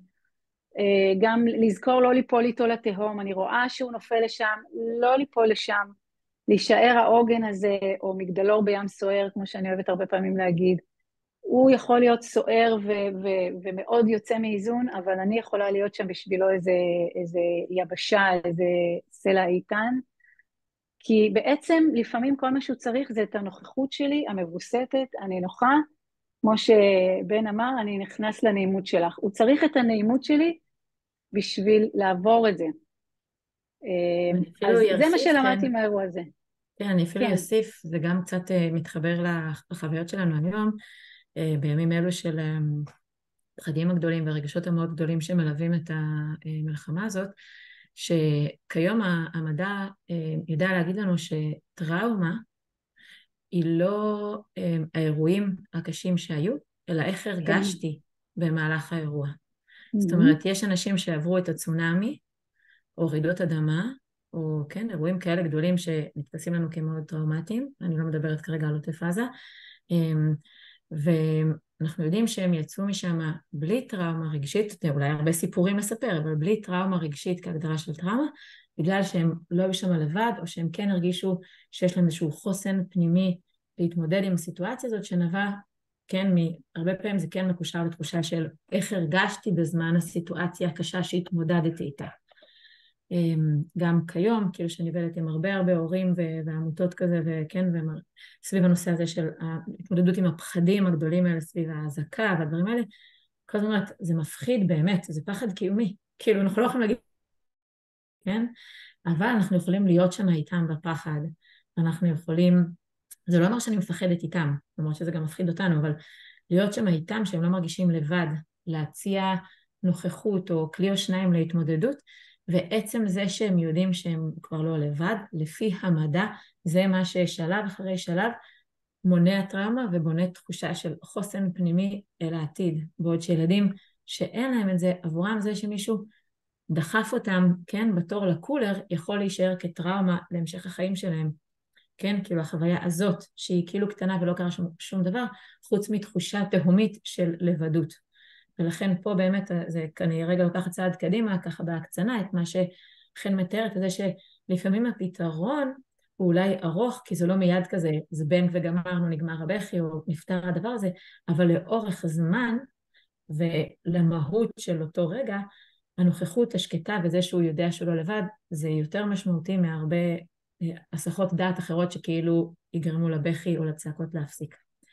נכון, אני אגיד רק, נקפוץ לכמה שנים קדימה, שהילד הזה, הספציפי הזה, שבאמת היה לו מאוד קשה לבסט את עצמו, אז לאט לאט הוא התחיל לבקש ממני, אמא, רק תהיי איתי. כל מה שהוא צריך זה את הנוכחות שלי, בלי הרבה מילים. אני הייתי חושבת מחשבות טובות עליו, והוא היה מרגיש את זה, ופשוט הייתי לידו, והרבה פעמים זה מה שעזר לו. ואני מדברת אלעד על ילד שהיה, לקח לפטופ וריסק אותו על הרצפה ברגע של עצבים. אז זה אפשרי. אוקיי, נעבור לסיפור הבא. אנחנו נעבור עכשיו ככה כמה סיפורים, ובאמת כזה נעבור אותם דרך השאלון. אז בעצם הסיפור שלנו, סיפור על תום הבן שלי, כשהיה בן 7. פתאום אני חושבת, חן, על כמה זמן כאילו אנחנו עובדות על זה. כאילו כבר בזמן לא בן 7. הוא היה בחוג כדורסל, אני זוכרת שנתתי לך את הדוגמה הזאת, וזה היה כן, אתמול זה קרה, וזה כבר הרבה זמן. הוא היה בחוג כדורסל, הוא חזר בערב, זה חוג שהיה יחסית מאוחר, נכנס להתקלח ויצא מהמקלחת, הוא אמר לי, אמא, בואי לעזור לי להתלבש, לא הייתי פנויה, זה היה מאוחר, אז הוא צעק לאבא, בואו לעזור לי, אבא גם לא היה פנוי, ואז הוא המשיך לצעוק, שנינו לא היינו פנויים, וזה לצעוק ולצעוק ולצעוק ולצעוק ולצעוק, בסוף אבא ניגש אליי, ואז כשאבא ניגש אליו, אז הוא כבר פרץ בבכי, ואמר שיש לו כאב בטן גדול, והוא לא יכול לאכול עכשיו, וכאילו כבר הפך איזה ערב של הרבה דרמה, והוא כואב לי הבטן, ואני צריך ללכת לרופא, וכן, ככה איזה מין רגע דרמטי שכזה. אז זה הסיפור בקצרה. בואו רגע נעמיק בו לפי השאלון. בעצם, מה קדם? אוקיי? יש לי שם סיטואציה, אני עומדת, יש לי פה איזה... כן, דרמה גדולה, מה קדם? אז תום חזר עייף מחוג כדורסל בשעה מאוחרת, בזו שעה שכל יום אחר בשבוע הוא כבר אחרי מקלחת וארוחה. זה היה כזה איפשהו בתחילת האביב, כשבעצם בסוף החורף הוא היה קצת חולה, או במקלחת ובהלבשה. והסיפור הזה היה אולי איזה חודש אחרי המחלה, ובעצם באמת כל יום מאז המחלה הזאת שהייתה, הוא היה מבקש קצת עזרה בלהתלבש. כן, אמא, אתה יכולה להביא לי את זה, תביא את זה, זה הכל כזה בסך הכל במין נעימות כזה, אבל זה, כשהסתכלתי על המקדם, פתאום יכולתי לזהות שם איזשהו pattern כזה, תבנית כזאת, שבעצם הוא כל יום היה מקבל איזושהי קצת עזרה. באותו יום לי הייתה הרצאה והיה לי דדליין. אני מיהרתי, זה יצא שהוא חזר מאוחר ואני מיהרתי, והייתי צריכה לדאוג שהם הלכו לישון בזמן ושהכל יתקתק. ובעצם זה מה שקדם, במבט לאחור, ומה קרה, זה כמו שסיפרתי, היה לנו ככה את כל הדרמה, הוא ביקש וביקש, אני אמרתי אני לא פנויה, במקרה גם אבא לא היה פנוי, ובעצם הצעקות עלו ועלו, ובסוף הוא כן קיבל את העזרה, אבא הגיע ואיכשהו עזר לו, וזה כבר היה לתוך צעקות רמות, והוא כבר כן שקל איזה כאב בטן והכל. אני ספוילר איך שזה נגמר, כאילו ברגע שאנחנו הבנו שיש במצב שהוא יותר רגשי, הזמנתי אותו לשבת עליי, והוא אכל את ארוחת ערב, והכאבי בטן עברו, רק שתדעו שהסוף הוא טוב. אבל איך הגבתי, כאשר כן היינו שם בסיטואציה, בעצם אני אמרתי לו, אתה יכול להסתדר בעצמך, אני לא פנויה כרגע, אוקיי? ניסיתי לעודד אותו בצורה נעימה בסך הכל, כן? כי בסך הכל, אני יודעת, אני מכירה עדים, ניסיתי לעודד אותו בצורה נעימה, אבל כן להזדרז ולהספיק בזמן, ובעיקר להפסיק את הצרחות האלה. אבל לא הלכתי לעזור לו. והוא הבין שאני לא יכולה, ואז הוא ביקש את אבא, אבל גם אבא לא היה פנוי, ואנחנו בעצם פנינו למסוגלות שלו. כן, הוא יודע, הילד בן 7, הוא מגיל 1.5 בערך מלביש את עצמו, אין לו שום בעיה, מקלח את עצמו מגיל 3, כמו שדיברנו קודם, מסוגלות אל מול צורך בעצם, ובעצם גם אבא לא יכל, הוא היה באמצע שיפוץ, היה חייב לסיים משהו, גם לא היה דדליין לפני החושך, באמת לא היינו פנויים, לא שיחקנו משחקים, אבל לא יכולנו והסתמכנו על המסוגלות שלו.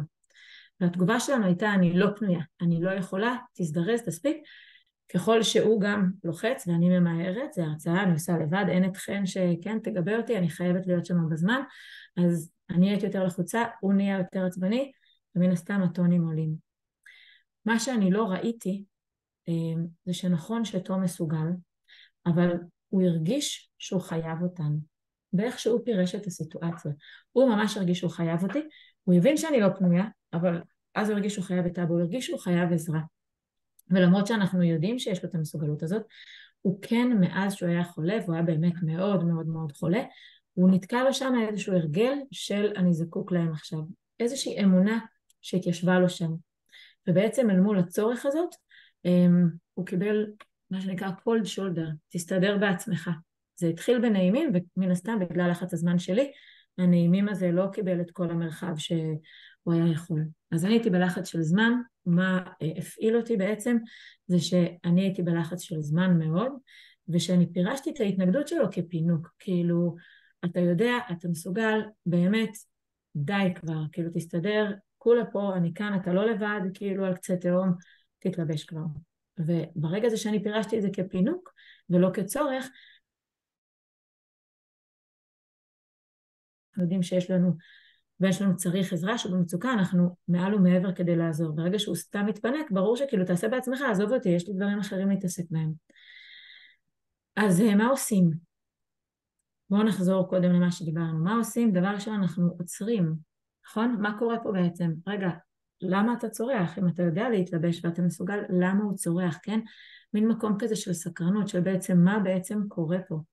אני במקום להסתכל על זה כאילו מהכאן ועכשיו בשטח איתו, אני עולה, כן, במעלית כמה קומות, ומסתכל על זה רגע מלמעלה, ויכולה לזהות שאני בעצם בלחץ של זמן, ושהוא מפרש כרגע את הצורך שלו כצורך אמיתי, ולכן הוא מרגיש כאילו שהוא לא מקבל מענה לצורך מההורים שלו, הוא מרגיש לבד, הוא מרגיש מבוהל, הוא מרגיש קר לו, כן, לא משנה מה היה שם, הוא גם בנוסף עייף ורעב וכו'.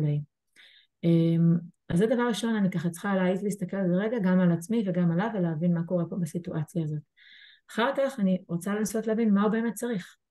מה הילד שלי צריך? לא רק מה קורה, אלא מה הוא מבקש בעצם, ומה הצורך. גם לפעמים מה שהוא מבקש זה לא הצורך, כן? אז אני מנסה להבין מה הצורך האמיתי. מה בעצם הוא אומר לי עם הצרחות האלה, כן? הוא לא אומר לי אם אני מפונק, כי הוא לא, אני יודעת את זה. הוא אומר לי, אמא, זה ממש ממש קשה לי לקבל את המסר שאת מעבירה לי כרגע, זה לא פוגש אותי בטוב. ואז אני צריכה לשאול את עצמי, מה אני יכולה לתת לו? אוקיי? ופה כנראה שאם הייתי הולכת ומביאה לו את הבגדים שהוא ביקש, ומראה שם הנוכחות לשנייה וחצי, הייתי חוסכת ל-20 דקות של מאבקים, כן? עכשיו, זה לא בקטע של להתקפל אל מול פינוק ושאגות, כן? לפעמים אנחנו נכנסים למקום של אגו, אלא למקום שבעצם היה לו שם צורך מתוך האמונה שלו. אם הייתי נותנת מענה לצורך, זה היה מאוד מאוד מאוד פשוט וזריז, וגם היה מקל את כל הסיטואציה ומונע פה מאוד מאוד את המקום הזה של כן, של כל הדרמה המיותרת הזאת מאוד שהתפתחה. אז מה אני לוקחת איתי לפעם הבאה בעצם? ולצורך העניין גם שהבנתי שהצורך שכל הדרמה, כולל הכאב בטן וכולל אני לא רעב ואני הולך למות ולא משנה מה יש שם, בעצם מה שרוצה זה להרגיש שאנחנו כן רואים אותו, להרגיש שאנחנו כן איתו מאוד מאוד בחיבור. ובגלל זה ברגע שהבנו את זה, הזמנתי אותו לשבת עליי, ובבת אחת הכל נרגע, והוא אכל ושתה והכאב בטן עבר. כי הצלחנו לראות שם את הצורך שמשם הכל התחיל. אז מה אני לוקחת איתי לפעם הבאה? דבר ראשון, שמסוגלות וצורך זה לא אותו דבר, והשאלה היא איך אני מפרשת את הדבר הזה, אוקיי? אם אני מפרשת את הצורך שלו כפינוק, כעצלנות, לא משנה מה, אני אכנס איתו למקומות קשים והוא יחווה רגשות גדולים, כי הצורך שלו זה הצורך שלו. אנחנו צריכים להבין שאנחנו צריכים לראות את זה כמו מה שזה. וזה נורא נורא חשוב בפרשנות שלנו את הסיטואציה. ולכבד גם את זה שלילדים שלנו יש צרכים אחרים משלנו. כן, זה נורא נורא חשוב, שלא כל צורך שלהם משהו שלי נראה צורך חשוב, אבל השאלה היא מה זה נראה עבורו, לא איך אני מפרשת את זה. דבר נוסף מה לוקחתי לפעם הבאה זה שוב ושוב תזכורת, בטח עם ילדים צעירים, אבל גם לא רק, הצרכים הפיזיים. ילד שהוא עייף אין לו מסוגלות להכיל, ילד שהוא רעב אין לו מסוגלות להכיל, הורה שהוא לחוץ בזמן ועייף ורעב אין לו מסוגלות להכיל. כולנו שם, עדיין יש אחד שיכול יותר לשלוט פה וזה המבוגר, כן? זאת אומרת, ויש פה רגע שאני צריכה לדעת מה אני יכולה לצפות ממנה ומה אני יכולה וצריכה לצפות מעצמי. וגם הנושא הזה של ההתכוננות טכנית, לוגיסטיקה, כמו שאמרנו, אם יש עניינים של מעברים, שעות יותר מאוחרות, רעב, כל הדברים האלה אנחנו צריכים לדעת לנהל אותם. לצורך העניין, יש לי קצת ניסיון, אז אני יודעת את זה בדרך כלל, ושאני הייתי אוספת אותו מאחור כדורסל, תמיד הייתי באה עם 2 עוגיות ל3 דקות נסיעה שזה ממגרש כדורסל עד הבית שלנו, ובאותו היום, אני בגלל הלחץ בזמן שלי, אז חמותי הקפיצה אותו, ולא היה לה את הנשנושים האלה, אבל אצלי זה לא התחבר שם על כל הדברים, שבעצם הוא באמת לא מגיע עם העוגיה הזאת, שבדרך כלל נותנת לו את העוד מרחב הזה עד הארוחה. אז כן, ההתכוננות הטכנית היא מאוד מאוד חשובה, פשוט בלמנוע את המצבים המאוד מאוד קשים האלה. אוקיי. אוקיי, כן, אני פה, אתם שומעים אותי? כן. אני חושבת שאנחנו לא ניכנס לעוד דוגמה דרך הטבלאות, בגלל שזה יגזול יותר מדי זמן. אני מציעה שניתן באמת ככה 5 דקות לשאלות, ואני מזכירה שאפשר יהיה גם לשאול שאלות בקבוצה, זה אפילו, יש לזה הרבה ערך, בגלל שגם אחרים יכולים להוסיף, ואפשר להשתמש בזה בצורה אפילו יותר רחבה. ואחר כך נסכם ונסיים. אוקיי? אז נשמח לשמוע שאלות. היי, אני אשמח לשאול. היי, מיכל. היי, קודם כל תודה על ההרצאה, אנחנו מאוד מתחברים פה. שרי קודם דיברה על מה בכלים הפרקטיים, הכלי הראשון היה של רגע לעצור, לנשום, לחשוב, אז אני יכולה לשתף שאני מגיעה למצבים שאני מרגיש, אני מאוד רוצה לעצור, לחשוב, ואני לא מצליחה, כי כאילו הבת 8.5 שלי היא הוראה עליי שטף של דברים ועצבים, מינים שהיא כאילו גם מדברת וצועקת, וגם אם אני אשתוק, היא תמשיך, ואז אני לא מצליחה, אז אם יש לכם איזה טיפ בעניין. אז כן, אני אתפרץ ראשונה ותמשיכי אותי. דבר ראשון, אנחנו נעמיק בנושא הזה גם בשבוע הבא, שאנחנו נדבר על הרגשות שלנו. אנחנו בכוונה היה לנו חשוב לעשות את ההפרדה הזאת, כי כן חושבות מאוד מאוד שהרגשות שלנו, ומה שמפעיל אותנו, יש להם חלק מאוד גדול בסיטואציות האלה, כן, במפגש המשותף הזה. כמה כלים טכניים וגם רעיוניים. דבר ראשון, אחד הכלים שאחד המורים שלי אמרה, לעשות מין כזה ממש כמה פעמים. זה נשמע הכי נדוש בעולם, אבל זה באמת, יש שם משהו שכאילו עוזר רגע למערכת העצבים שלנו לא להגיע לשם. דבר שני, זה תרגול שאני עושה אותו בכל מקרה ביום יום, ולמדתי ממש, יש לי דימוי של מערכת העצבים שלנו. אני רגע אתן רקע קצר, אני אעשה את זה ממש בקצרה. מערכת העצבים שלנו לא ידבר על זה הרבה, אבל יש לנו בעצם כאילו 3 מצבים בכלליות. יש לנו אנחנו קוראים לזה הגרין זון, זה אני ואתם עכשיו סבבה, אנחנו פתוחים ללמידה, הכל נוח ונינוח, אנחנו פתוחים, רגועים, הכל מבוסת. יש לנו את הרד זון, בדרך כלל מוצג כאילו למעלה, זה ה-fight or flight שכולנו מכירים. כן, המערכת העצבים שלנו מגיעה לאיזשהו מקום תגובתי, fight or flight, אנחנו נלחמים, אנחנו תוקפים, אנחנו בורחים, יש לנו מין תגובתיות יתר כזאת. ויש את הבלו זון, זה כאילו למטה, שזה ה-shutdown, אוקיי? זה רגש גדול, אנחנו מתכנסים, זה סוג של כזה קיפאון כזה, לאות כזאת, כאילו חוסר תגובתיות כלפי חוץ, ויש שם כן שערה בפנים שכאילו נחבט. עכשיו בעצם אנחנו רוצים, דבר ראשון, כן, להיות במקום הירוק והסבבה שלנו. גם עם הילדים שלנו הכי כיף, ירוק מול ירוק, זה תקשורת טובה. יש שם בטווח הזה בין הירוק לאדום את מה שאנחנו קוראים לו בעצם window of tolerance. אוקיי? ה-window of tolerance זה בעצם הרגע הזה שבו אנחנו יוצאים ממקום מאוזן, יוצאים מהקומפורט זון שלנו, ובעצם מה שאנחנו רוצים זה ללמד את עצמנו ואת הילדים שאנחנו יכולים לצאת מהקומפורט זון, ואנחנו יכולים לצאת ממצב של איזון, אבל עדיין להישאר מחוברים לירוק הזה. זאת אומרת שאנחנו רוצים להרחיב את המקום הזה שבו אנחנו מרגישים לחוצים, עצובים, מתקשים, אבל אנחנו מצליחים להישאר לא במצב שהוא ריאקטיבי, אלא במצב שהוא כאילו מאוזן למרות המפגש הזה. עכשיו זה תרגול של החיים, זה לייפטיים באמת, כאילו, וזה מתחיל בדברים הכי קטנים ולאט לאט גדל. ואנחנו עושים את זה מאוד על ידי הוויסות ההדדי לצורך העניין, זאת אומרת, זה שהילד מרגיש רגש גדול, הוא מרגיש אותי איתו, אני לא כועסת עליו, אני לא כנגדו, אני לא בורחת, אני לא מאיימת, אני לא מענישה, אני לא מתנתקת, זה כבר, כן, זה רגע שאנחנו בונים פה את ה-window of tolerance, זה קודם כל מהסביבה ואחר כך לתוך עצמו.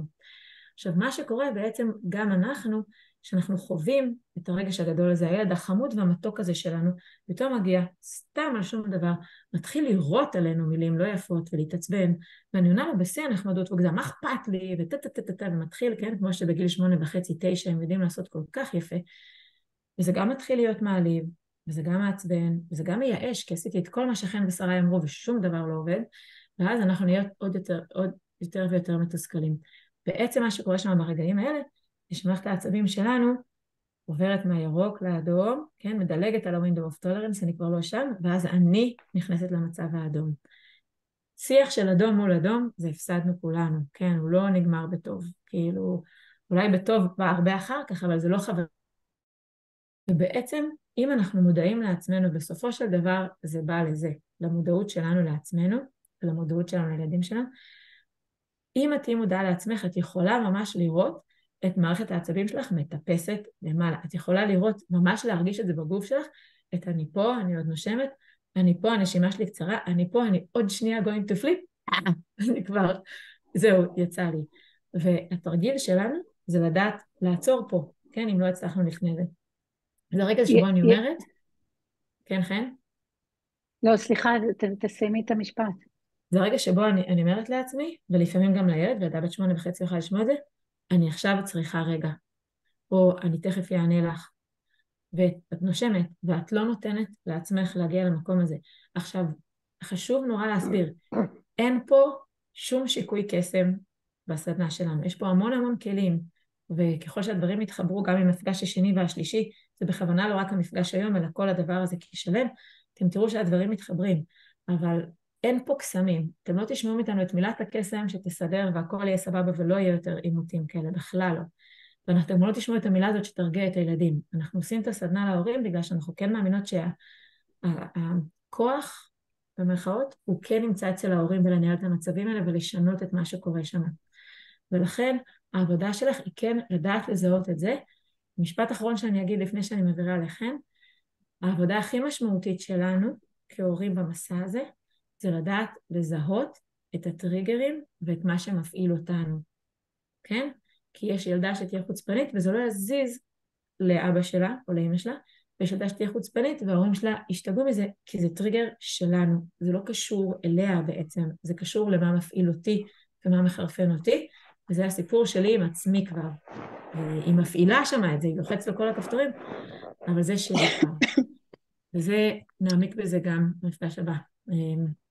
חן. כן, אז ככה, אני חוזרת לשאלתך, מיכל, אני חושבת שכלים שבשבילי עוזרים לא לעבור מהירוק לאדום, להצליח, אני מרגישה את זה עולה, אבל מה אני עושה? את אומרת, אוקיי, אני רואה את זה, אבל אני לא יודעת איך לעצור את זה, אז בשבילי יש כמה כלים ממש פשוטים שהם מאוד מאוד עוזרים לי. אחד, כמו ששרה אמרה, זה נשימה.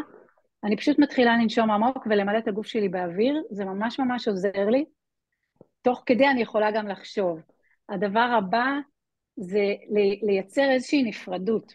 אחת העצות שאני נותנת לפעמים להורים, ברגעים כאלה תדמיינו שזה לא הילד שלכם. תדמייני שזאת לא הילדה שלך שם. זאת ילדה של מישהי אחרת. ואז את פחות מופעלת. זה גם קשור באמת לדברים שנדבר במפגש הבא.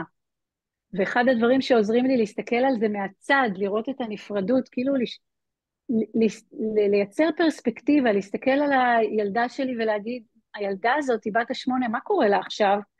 הנפרדות הזאת, כן? להסתכל על זה כאילו זה לא קשור אליי, זה שאני מדמיינת שאני מגדלור, והיא עכשיו בתוך ים סוער, יש פה שערה, וכל מה שהילדה שלי צריכה זה אלומת אור שהיא תוכל לכוונן אליה. אז לי באופן אישי זה עוזר, אני מדמיינת שאני, בזמנו, שאני מגדלור בים סוער, יש כל מיני, שיש לי מיכל בתוכי, והמיכל הזה גדל, והיא זורקת עליי את כל הצעקות ואת כל הזה, והמיכל הזה מתמלא ומתמלא, ויש עוד המון מקום. כל מיני דברים, בשבילי דמיון מאוד, מאוד עוזר, אבל כל מיני כלים חיצוניים שיכולים לעזור לך להישאר בגרין זון, ואז לא ליפול יחד איתה לתהום הזאת, כמו שקראנו לזה. אולי עוד שאלה אחת ככה לפני שנסיים? אני אשמח לשאול שאלה. רגע, אלה, כבר נתתי לה את רשות הדיבור. סליחה. רגע, אני אגיד משהו לפני זה, שבבקשה אל תדאגו, אתם תקבלו מענה לכל השאלות, גם אם לא כרגע. אלושקה. תודה. אז יש לי שאלה במקום הזה באמת של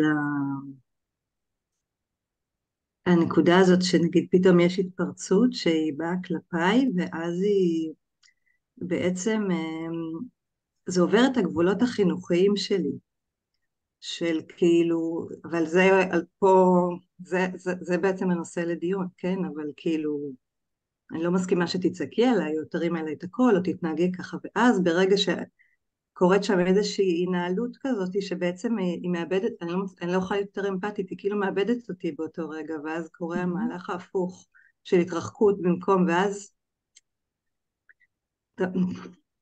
לזה בדיוק השאלה על הגבולות האלה, נראה לי צריך זהו, לזה בדיוק הכוונה, הסעיף הזה של להרגיע ולא לחנך. כי המקום המחנך שלך, את אומרת, זה לא הולם את האני מאמין החינוכי שלי, שהילדה שלי תדבר אליי ככה, זה לא משהו שאני מוכנה לספוג. ואז את נשארת, את נתקעת, במקום שרוצה לחנך אותה ולשים לה גבול.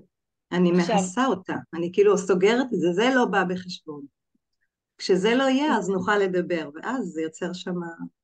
אז זהו, עכשיו אין פה איזה תכסיס קסמים, זאת אומרת, זה לא כל פעם אותו דבר, אבל כן, אני צריכה לחשוב בשני ערוצים, הערוץ של הגבולות שלי, מה אני מסכימה ולא מסכימה שיקרה פה כרגע, והערוץ שרואה אותה בתהום הזאת, בסערה הזאת, ומבין שמה שהיא צריכה כרגע זה קודם כל להירגע. אני יכולה להגיד לך שאני באופן אישי, עם הילדים שלי, כשהם היו יותר קטנים ויותר סוערים, למדתי כמעט לא להיעצר על אל תדבר אליי ככה, או אני לא מוכנה לזה, הייתי פשוט עוזרת להם להירגע. עכשיו, לעזור להם להירגע זה לאו דווקא להרגיע אותם עם איזו אג'נדה ומשהו מאוד מאוד אקטיבי, אלא מניחה לדברים, נותנת רגע לסערה הזאת לשכוח, מייצרת קשר, כי זה מה שהיא צריכה להרגיש, זה באותו יום, או אפילו יום אחרי, יושבת שנייה ומדברת איתם. אתה יודע, אתמול כעסת מאוד, קראת לי מטומטמת, צעקת עליי, זרקת, לא יודע, דברים שאני לא מסכימה, זה לא משהו שעושים, גם כשכועסים, ועשיתי את הדיבור הזה במקום וברגע שהוא יכול להקשיב לזה, וזה מאוד אפקטיבי. בעצם זה בדיוק העניין הזה של להבין שברגעים האלה שהילדים שלנו עף להם הסכך, הם לא במצב לשמוע. אם אנחנו נתקעים על החלק החינוכי, זה לא הולך להם מקום טוב. זה גם פחות יעיל פשוט. אני לא מצליחה לחנך אותו כמו שהייתי רוצה. אני אוסיף רגע, לכן אם הבנתי אותך נכון אליה, שבעצם יש שם שאלה שכאילו את מרגישה שברגע שזה עובר את הגבולות החינוכיים שלך, את כאילו נאטמת כבר, זאת אומרת, זה לא רק על שאלה החינוכית, אלא זה שאת מופעלת מאוד מאוד, ואת כאילו כבר לא מצליחה להיות שם עבורה במקום הזה. לא, זה דיסוננס כזה של כן, איך אני יכולה להמשיך לעזור לך אם עברת את הגבול הזה. בדיוק, ופה אני אתן שני ראשי פרקים, כן, שאחד זה לזכור שזאת הילדה שלך, ובאמת כל מה שדיברנו פה, שבעצם הם לא בשלים רגשית, שהם לא בשלים נוירולוגית, זאת אומרת שיש שם משהו שקורה, משהו שמגיע ומביע את זה, וזה בדרך כלל לא כוונה כנגדך, וגם אם זה בא כמולך, זה יותר קריאת עזרה מאשר קריאת מלחמה, למרות שעל פני השטח זה נראה כקריאת מלחמה, וזה משהו לזכור. הדבר השני, זו השאלה מאוד מאוד משמעותית, כמו שאמרתי למיכל, זה לנסות להבין למה זה מפעיל אותי ככה כל כך. זאת אומרת, מה קורה שם? זה בסופו של דבר, אחת השאלות הכי מהותיות להורות שלנו, זה לזהות את הטריגרים שלנו. מה מפעיל אותנו ומה גורם לנו להגיב כמו שאנחנו מגיבים, לכעוס על מה שאנחנו כועסים. כי עובדה שזה משתנה. זאת אומרת, יכול להיות ביני לבין בעלי, כן, אם הבן שלי ינבל את הפה, אותי זה מחרפן ברמות שאני לא מסוגלת לסבול, בעלי שהוא, כן, הוא בן קיבוץ שגדל בלינה משותפת, וזה כל מה שהוא שמע בחיים, וזה בכלל לא מזיז לו שבן שלי מדבר על זה, אנחנו מופעלים באופן אחר.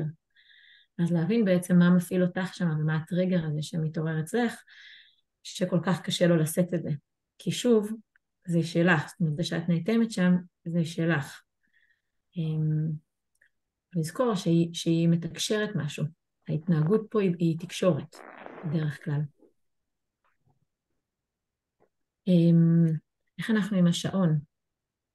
אני חושבת שאנחנו צריכות לסיים. הייתה פה עוד שאלה, השאלה הזאת יכולה לעבור לקבוצת וואטסאפ או לחכות למפגש הבא? שלי העלתה אותה אולי, שלי פה עדיין? שלי? כן. אוקיי, אז נעשה את זה, את מוזמנת לכתוב בקבוצה או להקליט את עצמך ונוכל להשתמש בקבוצה. אוקיי. שרה, את רוצה לסכם? כן, אני רק רציתי להגיד אבל משהו קטן אחרון. כן, אז יאללה, סכמי. שזה משהו שאני הרבה פעמים בכל הזדמנות אומרת להורים צעירים ממני. הקילומטראז' שצברתי באמת נותן לי איזושהי פרספקטיבה, יש לי עוד הרבה מה ללמוד, אבל אני כן כבר מסתכלת אחורה, אני מתמודדת עם דברים אחרים לגמרי, ואני מבינה בצורה מאוד עמוקה, הלוואי והייתי יכולה כזה להחדיר לכם את זה באמת באיזשהו קסם, אל תדאגו, למה אני מתכוונת? אנחנו הרבה פעמים נניח תגובות למילים לא יפות, או ילד שצועק, או אנחנו הרבה פעמים מופעלים מזה, כי אנחנו פוחדים שהוא גדל והוא חסר חינוך, והוא לא שם עלינו, והוא יצא פרזיט, אין לו שום הרגלים, ואנחנו מאוד מאוד דואגים, והייתי רוצה להזמין אתכם לחוש קצת יותר אמון, קצת יותר טראסט, תסמכו עליהם, תסמכו על עצמכם, הם לא צריכים שתחנכו אותם הרבה, הם צריכים קשר, הם צריכים סמכות, אבל לא, חשוב שמה שיניע אתכם יהיה לאו דווקא לחנך אותם ולמשמע אותם. אפשר לוותר על זה, זה המון רעש במערכת, תסמכו עליהם. הם לא רוצים, הם רוצים להיות אנשים טובים וילדים טובים, הם גם יהיו. אז זה באופן כללי, ואלייך, שרי. כן, לא, אני ממש אסכם ואגיד שבמפגש הבא אנחנו באמת נעמיק לתוך הנושא של רגשות גדולים אצל הורים, ואיך נפגש ביחד. במפגש השלישי אנחנו נעמיק עוד יותר לשילוב הגדול הזה בין הרגשות הגדולים שלהם ושלנו.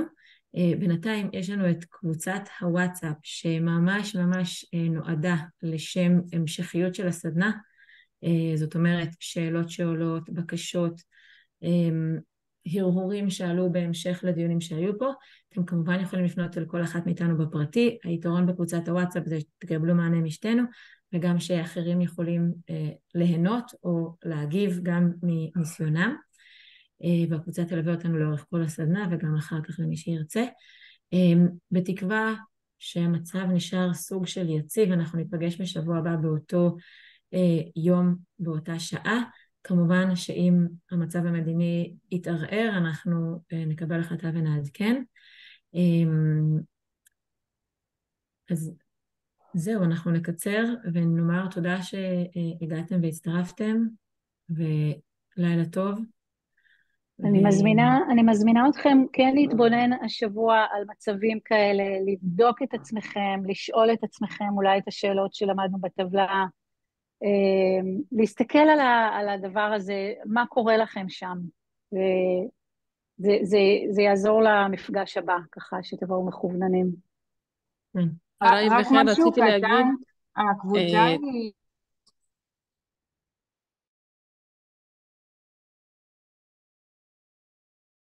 סבבה, תודה. דנית, מה רצית לומר? דנית? אמרתי שבקבוצת וואטסאפ רק אתן יכולות לכתוב. שרי הגיבה שתשנו את זה. ועוד מישהי התחילה לומר משהו? כן, אני רציתי לשלוח את הסיכום, סיכמתי, אולי עוד אנשים ככה יעזרו בזה. אוי, מהמם. תודה רבה, הייתה הרצאה ממש משמעותית, ותודה רבה. תודה. תודה לכם, חברים, שיהיה לילה טוב ושקט. תודה, לילה טוב. לילה טוב. תודה רבה, לילה טוב.